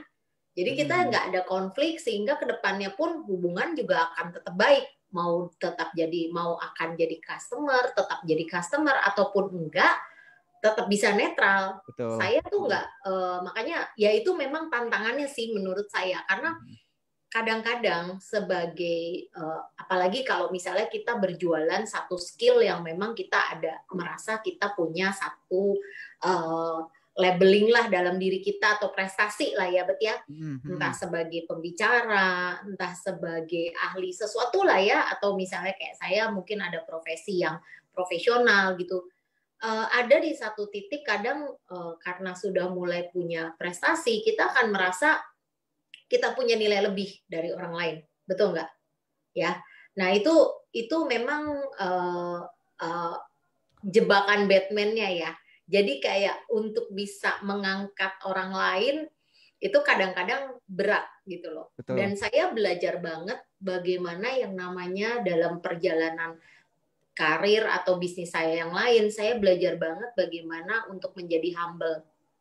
Ya kadang-kadang apalagi belum lagi kalau ketemu orang yang belum tahu kita siapa itu udah merendahkan atau memandang sebelah mata ya Bet ya. Itu ya, memang kadang-kadang ada rasa, oh sialan, belum tahu siapa gue gitu kan ya. Pasti ada lah ya. Tapi kita juga kan belum tahu siapa dia gitu ya kadang-kadang kan. Jadi kalau saya selalu prinsipnya di atas langit ada langit ya. Jadi saya cuma pikir nggak ada salahnya menjadi rendah hati, bukan rendah diri. Biarkan orang lain merasa lebih, ya kan? Yes. Yang penting kita tidak menyakiti orang. Orang juga nggak akan bisa gimana, karena pada saat kita memuji orang udah happy, nggak mungkin dia ngelecehin kita, betul nggak? Ya, betul. Kalau misalnya gini, saya mau Albert itu, saya mau meeting sama Albert, tapi saya males datang ke deket-deket rumah Albert. Tapi saya maunya Albert ke tempat saya. Itu kan juga harus nego dong, ya kan, yes. Ya Bet, lu kan ini badannya lebih fit dari gue, lu kok tega sih misalnya gitu. Itu kan itu cara langsung ya. Dipraktekkan ya. Ketahuan nih, ketahuan deh modusnya. Ya Bet, gue lagi kegadek badan nih Bet. Ya, lu kan lebih muda Bet, lu kan lebih energik, gak bisa aja. Gitu, langsung labelingnya langsung dirangkum, luar biasa. Ini teman-teman gitu. Ya, ini prakteknya teman-teman ya, cara nge-labelingnya ya. Dan kali gitu deh ngajak Albert.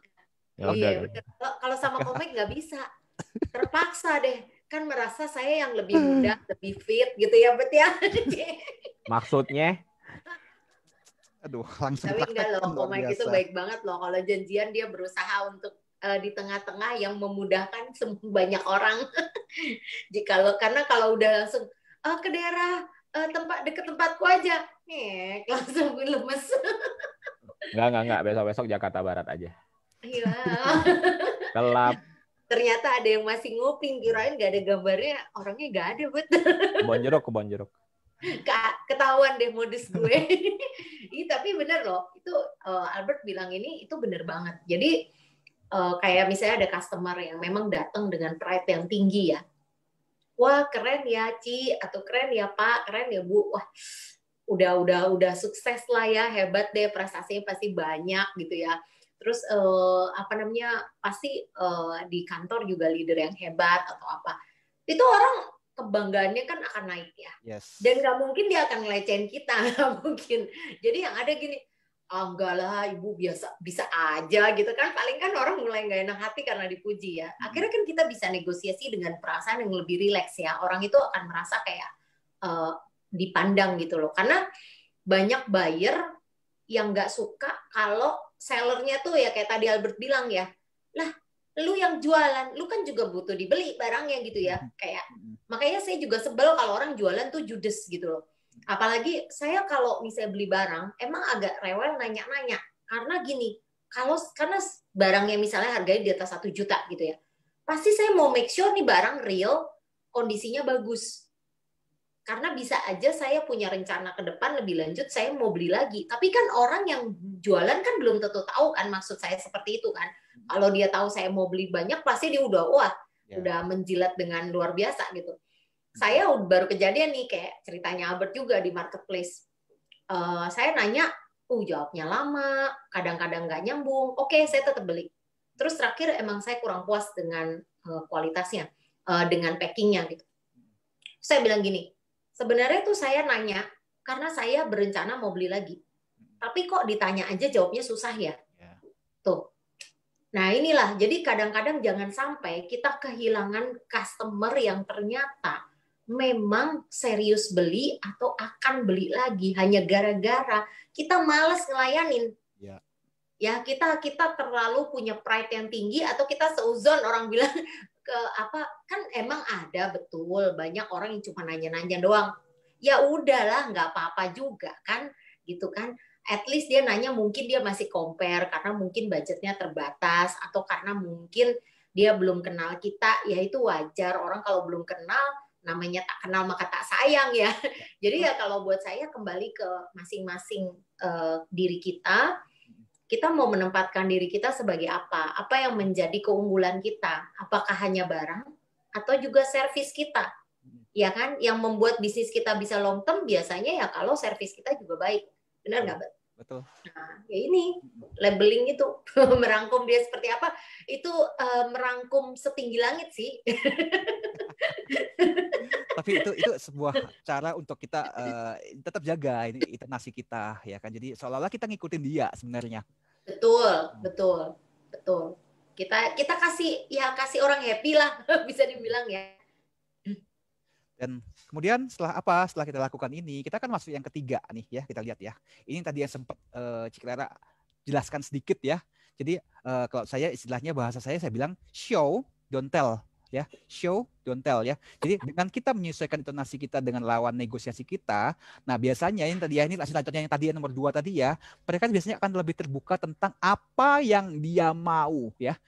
Ya saya ulangin ya, mereka akan terbuka dengan apa yang dia mau, terus kemudian mereka akan lebih terbuka dengan masalahnya mereka ya. Jadi ini. Nah, ini akan menggiring kita ke teknik yang ketiga ini, show don't tell ya. Jadi begitu dia terbuka dengan masalahnya dia, problemnya dia, kita langsung tahu dong solusi apa yang kira-kira akan bisa kita tawarkan ke mereka. Nah, kita balik lagi ya ini kan kita lakukan negosiasi dalam bentuk teks ya. Ingat ya, entah itu email, entah itu WA ya. Balik lagi ya teman-teman ya, karena kita dalam konteks kita nggak ketemu, kita juga nggak telepon ya. Nah, begitu dia terbuka dengan apa yang dia mau, berikutnya adalah, nah ini yang kita bisa lakukan, jangan pernah tunjukkan ke mereka kelebihan kita, keunggulan kita, kekuatan kita. Ya, saya ulangi, jangan pernah kasih tahu ke dia kelebihan kita, kekuatan kita, keunggulan kita apa. Ya, misalnya contoh, saya seorang digital marketing ya, seorang digital agency ya, kita punya agency, kita kasih tahu mereka, Pak, kita bisa bikin website-nya ada bisa dengan berbagai macam feature canggih ya, kita bisa bikin apps-nya juga, kita juga bisa bantu Bapak naikin traffic-nya Bapak ke sosial medianya Bapak masing-masing kan. No, don't tell ya. Tapi yang kita lakukan adalah apa? Kita tunjukkan ke mereka dengan apa? Dengan menggunakan video singkat. Misalnya dalam case-nya kita ya, teman-teman, dalam case saya ya sebagai seorang digital agency ya, digital marketing ya, yang saya lakukan apa? Ya, boleh nggak lihat Pak website Bapak seperti apa? Selama ini Bapak mendatangkan traffic seperti apa? Apakah lewat Instagram atau lewat apa ya? Coba bisa nggak Bapak kasih ke saya? Nah, seperti itu kan. Nah, kemudian yang saya lakukan adalah apa? Saya membuat semacam video singkat ya, mungkin video seperti ini ya, dengan menggunakan PowerPoint seperti ini. Ya saya kasih tahu kan, ini Pak, ini Instagram Bapak seperti ini dan ini seperti ini. Jadi saya show ke mereka apa yang saya bisa lakukan terhadap masalah yang dia punya. Dan saya lakukan dalam bentuk video. Dan video itu singkat ya teman-teman, nggak usah panjang-panjang ya, mungkin ya maksimal juga 5 menit. Pada intinya apa? Jadi misalnya dia punya Instagram seperti ini, harus dibenerin begini, websitenya harus begini, ini websitenya ini bahasanya mesti diperbaiki nih. Saya hanya show ke dia apa yang saya bisa lakukan terhadap masalahnya dia. Ya seperti yang Cici Clara tadi bilang, ya sempat singgung kan ya, beliau seorang fashion designer ya, dia tunjukkan bahwa ini nanti begini. Pertama kan masih tanya dulu kan, berat badannya berapa, habis itu model badannya gimana, ada nggak fotonya, tingginya berapa. Karena kan pasti kalau dengan demikian kan ngedesainnya kan masih lebih mudah. Nah di situ nanti Cici Clara akan menunjukkan, ini loh kalau misalnya dengan potongan badan yang modelnya kayak gini, nanti desainnya lebih bagus ya ini, cocoknya dipasang seperti itu. Ya kayak gitu ya Cici Clara ya, kalau di dalam dunia desain seperti itu nggak? Ya itu teman-teman. Yang dibilang Albert ini bisa diaplikasikan ke semua bidang sih kalau Betul, menurut saya. betul. Misalnya kalau contoh dalam konteksnya saya ya, dalam bentuk jasa kan saya. Kadang-kadang ya ini hal yang sama seperti dalam bidang digital atau yang lain ya.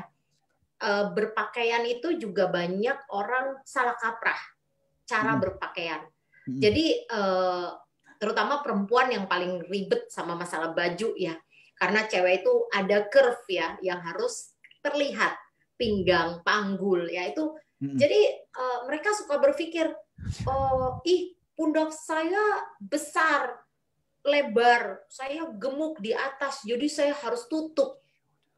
Tutup itu seperti apa? Jadi akhirnya saya selalu show itu dalam bentuk misalnya saya ada kalau saya ketemu, saya kasih lihat nih foto. Coba lu compare sendiri nih. Kalau orang dengan postur seperti ini, berpakaian seperti ini, dan yang seperti ini, mana yang lebih enak dilihat? Oh iya, ternyata gini-gini. Itu orang suka nggak notice. Karena pada saat kita ngaca, itu beda sama orang lihat. Karena pada saat kita ngaca, kita cuma fokus pada kekurangan tubuh kita. Betul nggak? Betul. Tapi orang ngelihat, itu overall. Nah, makanya bagian yang lu tidak mau orang melihat, lu jangan spotlight. Itu yang suka terbalik. Bagian yang dia rasa nih, wah saya lebar nih di atas saya ini. Ya jangan di spotlight di situ. Dengan lu membuat itu tertutup, ditutupin bunga, di apa, itu malah jadi spotlight. Gimana caranya? Mana bagian tubuh lu yang lu paling suka? Oh, gue suka kaki gue kecil. Oke, spotlight di sono. Kakiku ramping, kakiku jenjang. Jadi kalau kelihatan, saya kelihatan lebih tinggi. That's good. That's the point. Oke, gimana caranya making better shape dari orang lihat, mata orang luar, di atas kelihatan lebih kecil, kaki kelihatan lebih jenjang, jadi lu lebih proporsional. Karena tidak ada kategori badan lu perfect, karena itu cuma badan model. Model pun kategorinya juga banyak, ya kan? Jadi saya membantu mereka untuk bagaimana caranya gini, bikin baju bagus semua orang pasti bisa. Banyak orang yang bisa. Menawarkan harga murah, mahal itu relatif. Tapi gimana caranya? Gue tahu nih karaktermu, pembawaanmu, pertama bajumu nyaman kamu pakai. Karena banyak orang rela pakai baju yang tidak nyaman demi terlihat cantik, bener gak? Ya kan? Kedua, bajumu juga membuat badanmu terlihat lebih proporsional. Mana yang menjadi kelebihanmu lebih kelihatan, yang menjadi kekurangan lebih tidak menjadi menonjol. Habis itu detailing dan sebagainya ya itu by request karena sesuai dengan budget ya. Nah, itu sama dengan kayak tadi Albert bilang show. Ya memang harus dikasih lihat karena orang kadang nggak ngeh. Kayak misalnya saya ngasih lihat, misalnya gini, dia misalnya membawa bajunya yang lama yang dulu dia pernah entah bikin di mana atau apa, dia merasa ya oke lah ini oke. Oke, yuk pakai. Kita lihat apa yang bisa kita upgrade dari sini. Kalau lu mau bikin yang baru. Sama kayak Albert kan kasih upgrade tadi kan, Bet? Yes. Nah, baju sama juga, Bet. Oke, dia pakai. Oke, saya foto ya. Jangan ngaca doang. Saya foto, cekrek. Kalau ini, terus saya suruh dia berdiri di kaca. Kalau ini saya kurangin, kalau ini saya lebihin, kalau ini saya... Menurut kamu lebih bagus nih? Oh iya ya, bisa gini ya? Oh ternyata gini. Oke, itu aja poinnya. Mau yang lebih itu bukan berarti baju ribet itu pasti lebih bagus. Make it simple. Oh iya ya, oke lah gini-gini. Sejak itu, begitu satu sukses project, besok-besok klien udah nggak mau ribet. Benar nggak? Dia cuma nanya, oke saya ada event kira-kira bulan berapa? Ya maksudnya waktunya masih ada spare waktunya. Terus saya maunya, saya selalu nanya kapan eventnya, sebesar apa tempatnya, apa hubunganmu dengan yang ngundang, ya kan karena itu akan mempengaruhi seperti apa baju yang harus lu pakai. Terus abis itu warna yang lu pengen, tema warna, sama budget yang lu punya. Ya udah, itu jadi saya udah langsung tahu batasan-batasannya, langsung saya kasih saya 3 hari, biasa maksimal saya desain. 3 hari ini saya akan kirim 2 sampai maksimal 3 desain. Kenapa maksimal 3? Lebih dari itu orang bingung.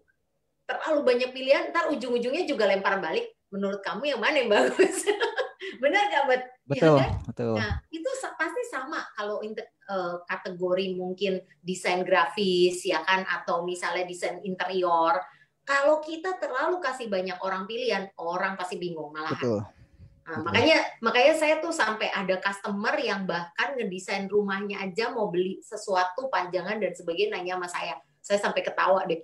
Jadi akhirnya kadang-kadang saya udah kayak personal advisor gitu, kayak datang, ini WC gue bisa diapain ya? Ini ya kebetulan kan dulu juga kuliahnya teknik sipil ya. Cuman gini kan, karena saya suka gitu kan dengan berbau interior. Terus abis itu ini lampu saya enaknya diganti model apa ya? Terus bangku saya enaknya warna apa ya? Itu jadi lucu dan buat saya fun lah ya. Memang kayak kata Koko dulu kan kita belajar di astrologi, itu saya juga surprise ternyata di astrologi itu memang ada bagian di dalam rumah ya. Saya pokoknya suka aja ngatur-ngatur furniture di rumah. Ternyata matching ya sama pelajaran-pelajaran Sage Divine. Ya itu. Ya, jadi teman-teman yang membutuhkan advice berkaitan dengan penampilan, fashion, atau mungkin rumahnya mau ditata ulang, ya silahkan berkonsultasi dengan itu tanyanya sama Pak Handoyo kayaknya kalau untuk yang advice ada Cici Clara. Pekerjaan sipilnya nanti diberikan kepada Pak Handoyo. Sipilnya saya bagi ke Pak Handoyo. Bagi tugas kan kita sebagai seorang businessman bagi tugas. Jadi kita nggak ambil semua, kita bagi cuan ke teman-teman semua. Gitu kan. Iya, termasuk gadis tuh yang dulu suka berurusan dengan proyek-proyek sipil ya. Makanya kita, kalau saya sih percaya kita ketemu pasti ada reason ya. Yes. Di balik ini berjodoh, kok lucu-lucu juga gitu. Kita ada ininya, benang merahnya. Nah ini nih, tapi benar show ini benar, apalagi untuk hal-hal yang awam tuh nggak bisa bayangin ya, Bet ya. Betul. Ya kan kayak kalau misalnya dia pintar mah dia kagak nanya kita ya, Bet. Bikin aja sendiri. Jadi balik lagi teman-teman ya, di konsep show don't tell ya, di dalam negosiasi dengan menggunakan teks ya. Balik lagi teman-teman, kita lagi bahas ya, mungkin buat yang baru bergabung di sini, kita sedang bahas tentang bagaimana negosiasi dalam bentuk tes. Nggak ketemu, nggak telepon ya. Jadi ini yang kita lakukan, show them, don't tell ya. Maksudnya apa? Jangan pernah kasih tahu bahwa kita ini jago. Misalnya jago misalnya jago di bidang tadi ya, si Clara contohnya fashion designer ya. Saya jago di bidang ini. Saya pernah begini. Buat si customer, mereka nggak peduli. Nggak penting. Yang mereka peduli adalah ini saya lagi punya problem ya, seperti tadi ya, kalau misalnya mana you bisa bantu saya kan? Dengan fashion ya, mungkin dia punya problemnya adalah saya punya badan saya sekarang ini lagi gemuk, lagi gendut, atau mungkin saya punya, ya biasa kalau cewek kan gitu kan, paha saya kebesaran atau pundak saya terlalu tinggi itu saya terlalu lebar ya, saya nggak ngerti istilahnya fashion ini, Clara lebih ngerti, misalnya seperti itu kan. Nah gimana supaya baju yang saya pakai itu bisa fit dalam ini saya, itu yang mereka butuhkan gitu kan. Misalnya contohnya saya seorang digital agency kan, percuma saya bilang saya ini jago dalam ini. Saya pernah handle klien besar, perusahaan besar, iklan budget iklannya saya pernah handle itu adalah ratusan juta sebulan. Yang penting you bisa solve problem aja. Klien dia don't care. Dia Ya. nggak peduli. Yang peduli adalah apa? Ini selama ini saya udah bikin konten di YouTube ya. Saya mau anak saya, misalnya contohnya ini salah satu case klien ya. Saya anaknya kebetulan dia mau orbitkan anaknya sebagai seorang penyanyi jazz yang selama ini dia bikin adalah konten-konten. Anaknya lagi main piano, lagi nyanyi, lagi gitar ya itu dia videoin ya. Nah dia nggak peduli bahwa saya pernah handle sebuah perusahaan besar yang budget ratusan juta. Dia nggak peduli. Yang dia peduli adalah gimana caranya supaya anak saya ini bisa subscribernya bisa banyak, fansnya bisa banyak. Karena dia ini mau bikin album, supaya albumnya laku gimana. Itu kan problem yang dia mau solve. Dia nggak peduli kan dengan saya hebatnya. Jadi intinya gitu teman-teman. Jadi jangan pernah berikan brosur, company profile ya, itu is outdated. Nggak bakalan dibaca. Client don't care. Dan yang kita lakukan adalah make it visual ya. Kalau bisa bikin video bahwa ini loh yang perlu diimprove ya dari problemmu ini ya. Instagram lo mesti diginiin, YouTube lo mesti diginiin ya. Berikan video dan gambar ya, karena kita lagi konsepnya ya menggunakan teks ya, menggunakan email, kita nggak teleponan, kita nggak ketemu ya. Nah dengan cara ini kita bisa berkomunikasi dengan si klien ya, kayak si klien lakukan ya, fashion ya, dia tunjukkan ini loh dengan body yang bentuknya begini harusnya pakai baju yang ini ya. Dia show caranya supaya dia soft ya. Dan kenapa penting teman-teman kita menggunakan video ya? Sekali lagi ini penting ya di bagian show don't tell ini kita wajib menggunakan video karena orang kalau terbiasa menggunakan teks, perhatikan teman-teman ya, WA, email ya teman-teman ya, itu intinya mayoritas adalah menggunakan teks. Nah dengan kita menggunakan video, kita lakukan adalah kita break the pattern kebiasaannya orang ya. Jadi membuat kita terlihat berbeda. Mana ada selamanya orang kirim email ya isinya video. Nggak ada kan ya teman-teman ya, kirim WA. Biasa WA paling bentuknya gambarnya kayak gini lah. Nah sekarang kita gunakan video. Itu yang akan membuat kita berbeda dibandingkan mungkin supplier lain atau kompetitor lain kita ya, misalnya kita fashion designer ya, kita berbeda dengan fashion designer yang lain ya, saya berbeda dengan digital agency yang lain. Itu yang kita lakukan. Itu teman-teman yang ketiga ya. Ada mau tambahin Citra di bagian ini? Enggak lah, terus lanjut ya. Oke, berikutnya ya. Ini yang keempat ya. Kenapa penting? Saya sebenarnya udah selesai teman-teman yang 3 tadi itu ya. Itu cara yang paling utama. Nah, tapi saya ada tambahkan 4 dan 5 sebetulnya teman-teman. Ini sebetulnya penting ya. Ini berkaitan dengan yang namanya penolakan ya, rejection ya. Jadi kadang-kala ketika kita bertemu dengan klien, sometimes kita tidak selalu mendapatkan sesuatu yang kita inginkan. Tidak selalu yang kita dapat deal ya. Ya jadinya akhirnya kadang kita terlalu berekspektasi terlalu tinggi, kita mikirnya lah kan kita udah nawarin dengan sebaik-baiknya, bahkan sebelum deal ini setiap kali kita selalu berusaha berikan yang terbaik buat dia servisnya. Kalau misalnya tadi kita bisa dalam konsepnya offline ya, ketemuan atau mungkin kita udah entertain dia di mana misalnya diajak makan dia di restoran mahal misalnya contohnya, atau mungkin kita sudah serve dia sedemikian rupa, tapi ujung-ujungnya dia bilang adalah nggak dulu ya sementara, atau dia bilang bahkan menyakitkannya lagi, dia bilang saya putuskan untuk ngambil sama orang lain. Wah udah nangis bombay ya, biasanya seperti itu ya teman-teman ya. Nah ini penting teman-teman, karena banyak orang nggak siap dengan yang namanya penolakan seperti ini, yang ujung-ujungnya akhirnya akhirnya wah saya nggak cocok ternyata di bisnis ini ya, langsung 3 hari 3 malam nggak keluar kamar ya, seperti itu ya teman-teman. Nah ini jangan teman-teman harus siap teman-teman ya kalau seandainya terjadi sebuah penolakan.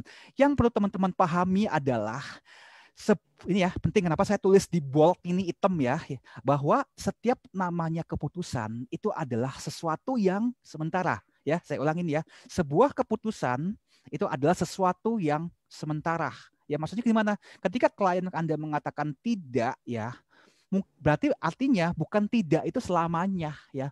Bisa jadi tidaknya itu hanya untuk saat ini aja, tapi mungkin di lain waktunya entah kapan ya, bukan entah kapan maksudnya, suatu hari pasti mungkin bisa jadi ia mengatakan iya. Nah, kenapa saya bilang gini? Ini adalah pengalaman saya bertahun-tahun dulu ketika saya dulu teman-teman for your info, saya pernah jadi seorang agen asuransi. Ya teman-teman tahu bahwa penolakan di dalam dunia asuransi begitu dahsyat teman-teman ya. Jadi ya benar, pernah saya sama sekali nggak dapat nasabah ya. Tiap hari ketemu orang, tiap hari prospek, terus ujungnya nggak dapat nasabah. Penolakannya luar biasa. Saya mengalami kurang lebih 50-60 kali penolakan ya teman-teman ya. Tapi itu yang menjadikan saya hari ini. Nah, jadi maksud saya yang saya bilang adalah apa? Saya pernah punya sebuah klien ya, sekitar belasan tahun yang lalu ya. Dia ngambil waktu saya prospek dia, saya tawarin dia sebuah produk saya ya, dia nolak. Setiap saya follow up, dia nolak. Ini dalam hal insurance ya teman-teman ya. Dan dia baru ambil ke saya, produknya ke saya setelah 7 tahun. You can imagine teman-teman. Wah, saya juga pernah ngalamin tuh, Ben. 7 tahun ya. Berapa lama Cici Clara? Ada 7 tahun? Atau lebih lama mungkin? 3,5 tahun, karena waktu itu kalau nggak salah saya menyarankan dia berbau kesehatan lah ya. Saya bilang kamu harus pakai terapi ini karena badanmu butuh. Tapi kita temen tuh nggak bisa maksa. Jadi saya cuman kasih dia pengertian aja kenapa gitu ya. Tapi ya kalau ketemu juga kita tetap santai. Toh dia udah tahu apa yang saya jual, saya tawarkan ke dia gitu kan. Sampai akhirnya 3,5 tahun kemudian memang masalah yang sama itu muncul kembali, ya kan? Dia bilang akhirnya gini, masih boleh nggak gue beli? Itu ya, ini dalam hal produk kesehatan ya berarti ya kalau gini ya. Iya, jadi maksudnya ini saya setuju banget ya. Makanya kayak kita ngomong intensi atau niat ya. Kita nawarin orang tuh niatnya apa? Apakah hanya sekedar jualan? Ya kan, apalagi hal-hal yang berbau seperti kesehatan, asuransi ya, bukan cuma sekedar, bukan cuma sekedar gaya fashion kayak baju ya yang saya jual, itu membutuhkan kita juga ketulusan ya, dan juga niat baik. Itu penting banget, karena bahkan teman saya juga di produk saya yang satu lagi tuh lebih lucu lagi, dikasih sama orang lain tapi akhirnya belinya sama saya. Itu buat saya juga aneh, sampai saya juga gini, nggak salah kamu dikasih free sama dia, kenapa nggak ikut dia? Nggak apa-apa loh saya gitu kan, toh yang penting hal itu bermanfaat buat badanmu, jadi kamu tetap lebih sehat. Sama aja kamu mau sama siapa belinya, buat saya nggak masalah. Saya bilang gitu, nggak gue sama lu aja kayaknya gue lebih nyaman, dia bilang gitu. Lagian ya nggak apa-apa, kita saling support. Itu buat saya more than anything ya buat saya. Jadi kayak saya tahu, oh ini kualitas pertemanan kita ternyata ada di sini. Jadi bukan hanya sekedar karena karena temen dia pasti beli dan harus beli, enggak, ya kan. Jadi tapi kesadaran kepada kenapa dia butuh. Ya kayak tadi Albert kan, 7 tahun baru dia beli kan. Betul. Sama iya. Bahkan saya juga ada ini, saya itu bukan sebagai seller aja ya, saya pernah sebagai buyer. Saya berteman dengan orang ini 10 tahun, baru sekarang saya memutuskan akan membeli dari dia. 10 tahun. 10 tahun. 10 tahun lebih lama dari saya ya. Iya. Dan kita selama setiap kali ketemu makan, ngopi gitu ya, nggak pernah dia jualan sama saya. Tapi setelah 10 tahun, saya tahu ini orang yang terbaik yang harus saya beli dari dia. Itu aja. Luar biasa ya. Dan emang mungkin sebelumnya saya belum butuh-butuh amat gitu loh. Sekarang saya punya kesadaran, wah kayaknya udah saatnya deh. Siapa ya? Padahal ada 2 kandidat. Ini atau ini. Gak tahu gimana dorongannya, ya udahlah memang harus ke teman saya. Gitu aja. Jadi ini benar banget, saya sangat setuju dengan no ini ya. Nggak berarti kadang-kadang orang juga menolak, mungkin belum ada budgetnya, bisa juga. Kita kan tidak pernah tahu kebutuhan orang, ya kan? Betul. Belum, atau dia juga belum yakin dengan produk kita. Apakah dia butuh? Apakah dia butuh saat ini? Ya kan, dia belum percaya, belum yakin, whatever lah. Ya itu makanya butuh kesabaran untuk kita mengedukasi atau bernegosiasi atau juga pendekatan ya. Buat saya itu akhirnya saya jadikan itu kayak challenge aja, game-game. Maksudnya dalam arti bukan game ya, bukan game dalam arti negatif ya, tapi buat saya itu men-challenge kesabaran saya. Kalau saya care sama teman saya dan saya tahu dia membutuhkan ini, saya akan tetap mengingatkan dia. Kalau dia beli sama orang lain, it's okay, saya anggap itu bukan rezeki saya. tapi dia beli karena dia harus tahu dia butuh dan memang ini bagus buat dia pakai atau konsumsi atau apalah gitu loh. Ya ini keren sih memang. Ya. Nah, itu seninya ya Bet ya. Saya mengutip dikit ya, salah satu pakar hipnosis ya di Amerika sana, itu namanya Milton Erickson. Ya, teman-teman bisa Google ya, dia siapa kan. Dia tuh banyak sekali memberikan insight-insight ya terhadap yang namanya psikologi manusia ya. Dia sendiri pernah bilang ya, ada 16 cara ya, saya ulangin, ada 16 cara untuk mengatakan tidak. Nah, ini biasanya ini terus terang saya ngomong ya, ini dengar baik-baik ya, dilakukan oleh wanita. Ya, jadi kalau teman-teman menawarkan sebuah produk atau apapun ya kepada seorang wanita, jadi mereka bisa bisa mengatakan 16 cara untuk menolak kita. Itu ini bukan kata saya ya, menurut kata si Mr. Milton Erickson ini. Itu ya teman-teman ya. 16 cara. Jadi begitu, bayangin ya, kita begitu sulitnya ya. Jadi seorang wanita punya 16 cara untuk nolak kita. Begitu. Apa aja? Misalnya, nggak sekarang ya. Nggak dengan penawaran kayak gini, misalnya contohnya. Terus apa lagi? Nggak dengan kamu, saya mau belinya. Wih, ini sadis mah yang terakhir ini ya. You break my heart into pieces. Terus kemudian dari Cici Clara bilang ya, nggak cocok dengan harganya, dengan budgetnya, punya kamu mahal gitu kan. Terus bisa jadi dia ngomong lagi adalah bukan dengan penawaran seperti ini yang saya mau itu. Atau mungkin ya dia nolaknya ya tidak dengan dia. Bisa jadi kayak ya karena mungkin kalau dengan dia tuh kadang pendekatan yang salah ya. Ya gitu. Jadi ada 16 cara, ada banyak banget ya seperti itu ya. Masih mending kali. Apa itu komen? Yang bisa lebih halus tuh pikir-pikir dulu. Iya dong. Ntar aku tanya dulu orang rumah ya. Ya, tapi itu bentuk penolakan kok. Itu bentuk penolakan. Ntar tanya suami ya. Lah elah lu yang pakai, lu tanya suami. Padahal yang pegang tanya dulu ya. Nah. Atau Komik punya pengalaman ditolak kok, mungkin bisa sharing kok. Iya, kayaknya Komik banyak pengalaman. Jadi expert loh sekarang. Ditolak ibu-ibu atau ya? Udah cukup, Clara udah ceritanya banyak. Udah sore loh ini. Oh ya, udah. Jadi intinya gini teman-teman ya, pesan saya adalah ya nggak usah takut ditolak ya. Intinya teman-teman tetap jaga integritas karena kita nggak tahu ke depan seperti apa.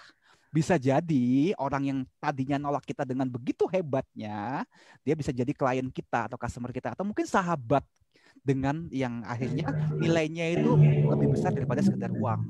Nah itu yang saya selalu selalu pegang ya dalam apapun yang saya kerjakan, dimanapun bisnis yang saya lakukan, apapun yang saya kerjakan selalu begitu kan. Klien saya adalah value-nya itu jauh lebih besar ya. Bahkan mungkin saya pernah bilang ya, persahabatan kita jauh lebih dari segalanya dibandingkan kamu hanya mengutip ya. Kamu mengutip ya. Mengutip siapa? Enggak. Daripada sekedar hanya you jadi customer saya untuk beli produk ini ya kan kayak gitu, seperti itu. Saya suka begitu gitu. Oke, kita udah mau ini ya. Terakhir adalah ini ya. Kita membahas tentang namanya illusion of control ya. Jadi kadang gini, ketika orang lain nolak kita ya, mengatakan tidak ya. Jadi kita kan udah tahu tadi yang keempat tadi bahwa orang nolak kan karena banyak alasannya, banyak ada 16 alasan ya nolaknya ya kan. Nah, kadang-kadang ya biasanya umumnya kalau misalnya kita ditolak nih, biasanya respon kita adalah kita selalu kadang-kadang nanya, "Kenapa kamu nggak mau? Kok kamu nggak mau ambil produk ini sih? Kok kamu nggak mau jadi member ini? Kok kamu nggak mau jalanin ini sih dan itu dan sebagainya ya." Biasanya secara spontan ya kita akan bertanya itu kepada dia. Nah, tapi akhirnya apa? Yang terjadi adalah ya bukannya kita mendapatkan jawaban yang baik ya atau mendapatkan feedback dari orang itu, yang terjadi adalah biasanya orang itu akan defensif ya gitu kan. Ada alasan-alasan yang istilahnya mungkin dia nggak bisa utarakan kenapa dia nolak kita, intinya nggak sekarang atau nggak inilah gitu kan, tapi dia punya sebuah kesulitan untuk mengungkapkannya. Nah jadi karena dia defensif akhirnya apa, menjadi hubungannya menjadi lebih tidak baik, tidak enak jadinya. Nah gimana caranya untuk kita akhirnya bisa untuk memecahkan ya tanda kutip ketegangan ini ya. Jadi kita dengan mengubah pertanyaan kita. Instead kita nanya sama dia, kenapa kamu nggak mau ambil sih? Kenapa kamu akhirnya memutuskan untuk tidak bergabung lagi atau apa? Nah itu pertanyaannya kita rubah. Rubah menjadi apa? Menjadi apa atau menjadi bagaimana? Karena tujuan kita sebetulnya kan nanya ini, kita kan mendapat feedback kan dari dia sebetulnya kan. Tapi pertanyaan yang salah akan menjadi sebuah jawaban yang salah yang membuat dia defensif. Jadi yang kita bisa lakukan adalah pertanyaannya kita ganti. Apa persisnya yang menjadi hambatan bagi Bapak atau Ibu untuk membeli produk kami atau membeli atau bekerja sama dengan kami, contohnya seperti itu ya. Jadi pertanyaan dirubah, apa persisnya yang menjadi hambatan buat kamu untuk beli produk ini atau kerjasama dengan kami atau apapun itu ya teman-teman ya, itu intinya gitu ya, apa persisnya yang jadi hambatan. Kemudian mungkin ada yang kami bisa berikan. Jadi kita mulai mengasumsi bagaimananya ya. Jadi kalau dengan kita mungkin ada nggak yang bisa kita bantu untuk nyelesain kamu punya masalah ini ya. Jadi biarkan dia yang akhirnya ngutarain, ya saya nggak bisa ngambil barang kamu karena saya dilarang sama suami atau mungkin harganya terlalu mahal atau apapun itu ya. Jadi dengan kita tahu, akhirnya itu feedback buat kita. Oh, jadi sehingga berikutnya kita tahu bersikap kan, apakah kita tetap akan follow up dia atau ya sudah untuk sementara sampai di sini dulu ya, tetap kita keep in touch ya, kita tetap berteman ya seperti tadi ya, kita nggak baper ya, tetap menjalin hubungan sama dia ya, jaga identitas kita ya. Nah balik lagi ya, ini konsepnya sebetulnya konsep offline ya, tapi balik lagi ketika kita masuk dalam negosiasi teks ya, ketika dia say no ya, tuliskan sesuatu yang baik di dalam email kita atau WhatsApp dia ya, kita bilang saya sangat menghargai ya conversation kita ya, obrolan kita beberapa waktu terakhir ini ya, katakan itu dalam bentuk teks ya ke dia ya, seperti itu teman-teman ya. Jadi itu yang saya sampaikan ke mereka. Dan kemudian ketika nolak ini, kira-kira apa persisnya sih yang jadi hambatan Anda, kenapa kok nggak mau ambil, ada nggak solusi yang kita bisa berikan ya. Kalau dia nggak jawab juga ya sudah, nggak apa-apa, jangan kita baper ya, kita move ke klien yang berikutnya, customer yang berikutnya ya. Itu dari saya sih. Ada mau tambahan nggak? 7 menit terakhir nih mungkin ada mau nambahan? Ya silakan kalau ada yang mau komen. Atau Cici Clara mau nambahin, Komik mau nambahin? Yang lain aja coba. Kalau ada yang teman-teman mau nambahin? Ini saya sudah selesai sih. Ya. Tuh, Pandoyo ya. Tadi tuh barangnya salah. Terus ongkosnya kan ditanggung kita. Iya. Tapi kalau yang sekarang belakangan ini, di keterangan di tokonya pun juga udah langsung dibilangin kalau ada pengembalian ongkos nggak ditanggung katanya. Ya sekarang seperti itu ya tuh. Ya enggak ada syarat dan ketentuan, ada toko yang begitu, ada yang enggak sih. Tapi sekarang kayaknya orangnya udah ini ya. Tapi kebanyakan udah begitu. Ya, orangnya udah ini sekarang. Istilahnya kok ditanggung sama si orangnya ya. Iya. Ya, orangnya teman-teman tahu lah siapa itu. Saya nggak nyebutin. Tapi memang sih ada tingkat kesalahannya tinggi ya di sini ya. Ya itu nggak fair sih sebenarnya. Nah itu contoh yang saya berikan ya ini ya, kurang lebih seperti itu gambarannya. Tentu saja pasti nanti setiap case kan pasti beda-beda cara penanganannya ya, bentuk komunikasi seperti apa. Tapi balik lagi ini gambarannya contohnya, ini yang kita bisa lakukan ketika kita mau melakukan negosiasi via teks ya, karena kita nggak ketemu, kita nggak teleponan juga ya kan, kita benar-benar kalau Cici Clara bilang kita kan nggak tahu ya emosinya dia gimana, dia senang, dia gembira, dia lagi nangis kan kita nggak tahu kan, teks kan datar. Nah itu, ini yang kita bisa lakukan begitu.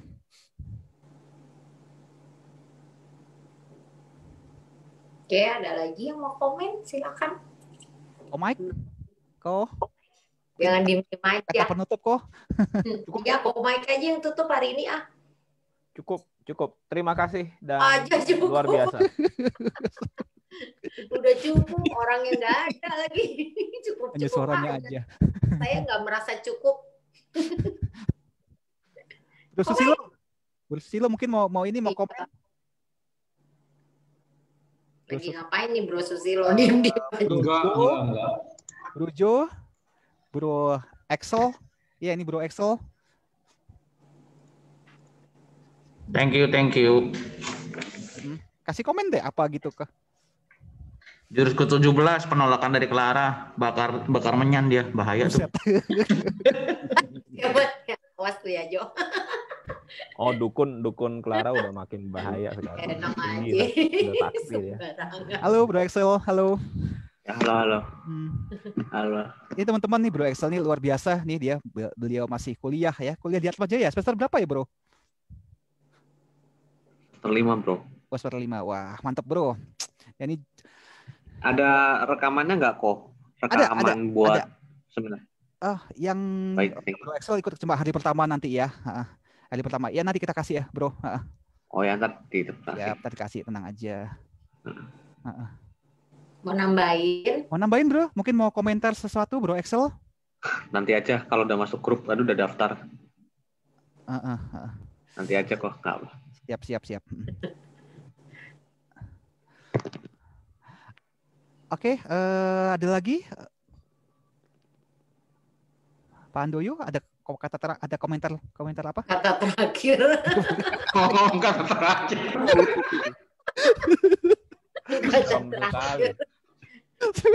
Salah kata ya. Orang tua digituin ya. Wah, banget lo, baru. Pak Handoyo tuh kok kelas kita loh. Jangan sampai bilang Pak Handoyo orang tua loh. Orang senior. Nah, serba salah kan? Tenang Pak Handoyo. Ntar saya jewer dia. Tahu loh, Malang. Apa? Kita kirim dari sini.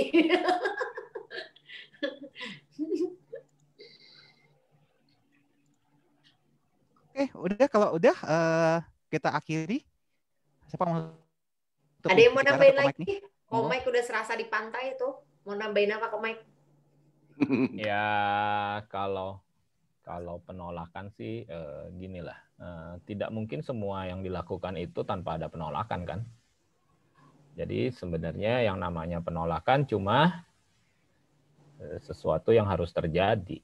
Jadi melakukan 10 kali, ada penolakannya berapa kali, itu kan. Yang sukses berapa kali, gitu. Ya wajar dong. Jadi ya kalau mau berhasilnya lebih banyak, lakukannya lebih banyak. Jangan perhatiin penolakannya, gitu loh. Kalau ditolak terus tanpa ada yang berhasil, bagaimana? Ya artinya actionnya masih belum banyak, gitu kan. Itu doang kan? Kan semuanya ada hukum rata-rata. Semuanya hukum rata-rata. Ya itu ceritanya nanti panjang lagi, ntar aja deh. Aja. Pak Handoyo kenceng banget tawanya. Iya, kalau diterusin ya kelar-kelar. Kelar-kelar itu mah. Tapi seru sih, bahas kayak gini seru banget kan. Ini karena berkaitan dengan ya apa?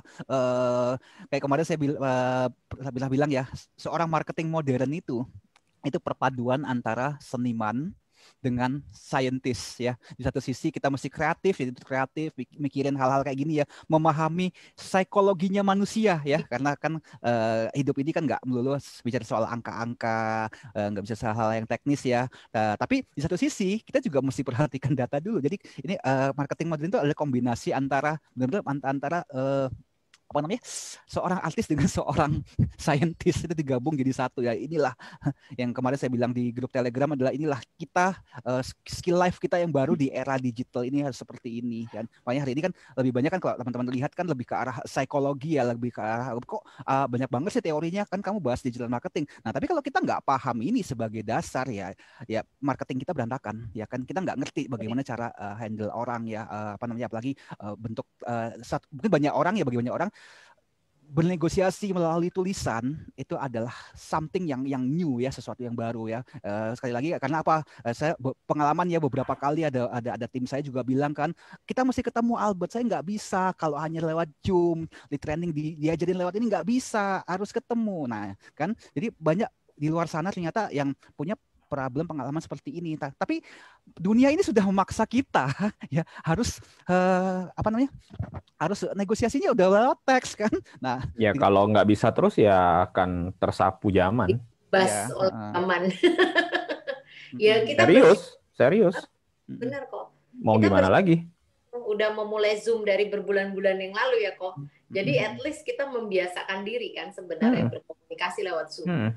Itu sih saya sangat berasa buat saya. Jadi akhirnya saya mulai bisa tahu mana yang bisa saya batasi hanya lewat Zoom, sehingga saya bisa memanfaatkan tenaga dan pikiran saya untuk hal lain. Mana yang memang harus saya visit gitu kan, harus ketemu gitu kan. Apalagi dengan keadaan begini ya, kita semua kan berhati-hati ya, nggak cuma yang didatengin atau yang diajak ketemu, kita sendiri pun perlu menjaga diri kita kan. Ya, dan efisiensi itu penting ya. Maksudnya kita udah nggak bisa beramai-ramai bikin acara, tapi dengan Zoom kan sama juga dengan beramai-ramai bikin acara ya. Nah, cuman ya memang betul pada saat di Zoom itu kan nggak semua orang fokus atau bisa konsentrasi dengan baik. Beda dengan kalau kita face to face ya, agak beda. Nah, jadi ya kayak abis belum itu, tentu juga sih. Di kelas yang face to face pun betul, biasanya juga Kayak akan saya. ada banyak distraction. kayak saya. Ada yang nganter makanan lah, pesan makanan lah, apalah, minum lah, inilah, ngobrol dengan sebelah, apa segala macam, sama aja sih, gitu loh. Saya mah lebih fokus di Zoom. Challenge-nya ada tersendiri-sendiri ya, pasti ya. Beda-beda. Beda-beda pasti. Betul. Ya kan, jadi Dan automatically dari segi waktu pun kita nggak usah ngomong yang lain, misalnya mau dari rumah ke tempat pergi pulang itu sudah waktu tersendiri kan, gitu loh. ya betul, habis waktu di jalan. Kalau Zoom tinggal off selesai ya kan. Yang Ya jelas betul. tanpa online kita nggak bisa dua sesi per hari loh. Betul banget. Udah drain Sesi per hari, badannya. setiap hari. Soalnya. Ya, ada lagi kita mau tutup, udah malam.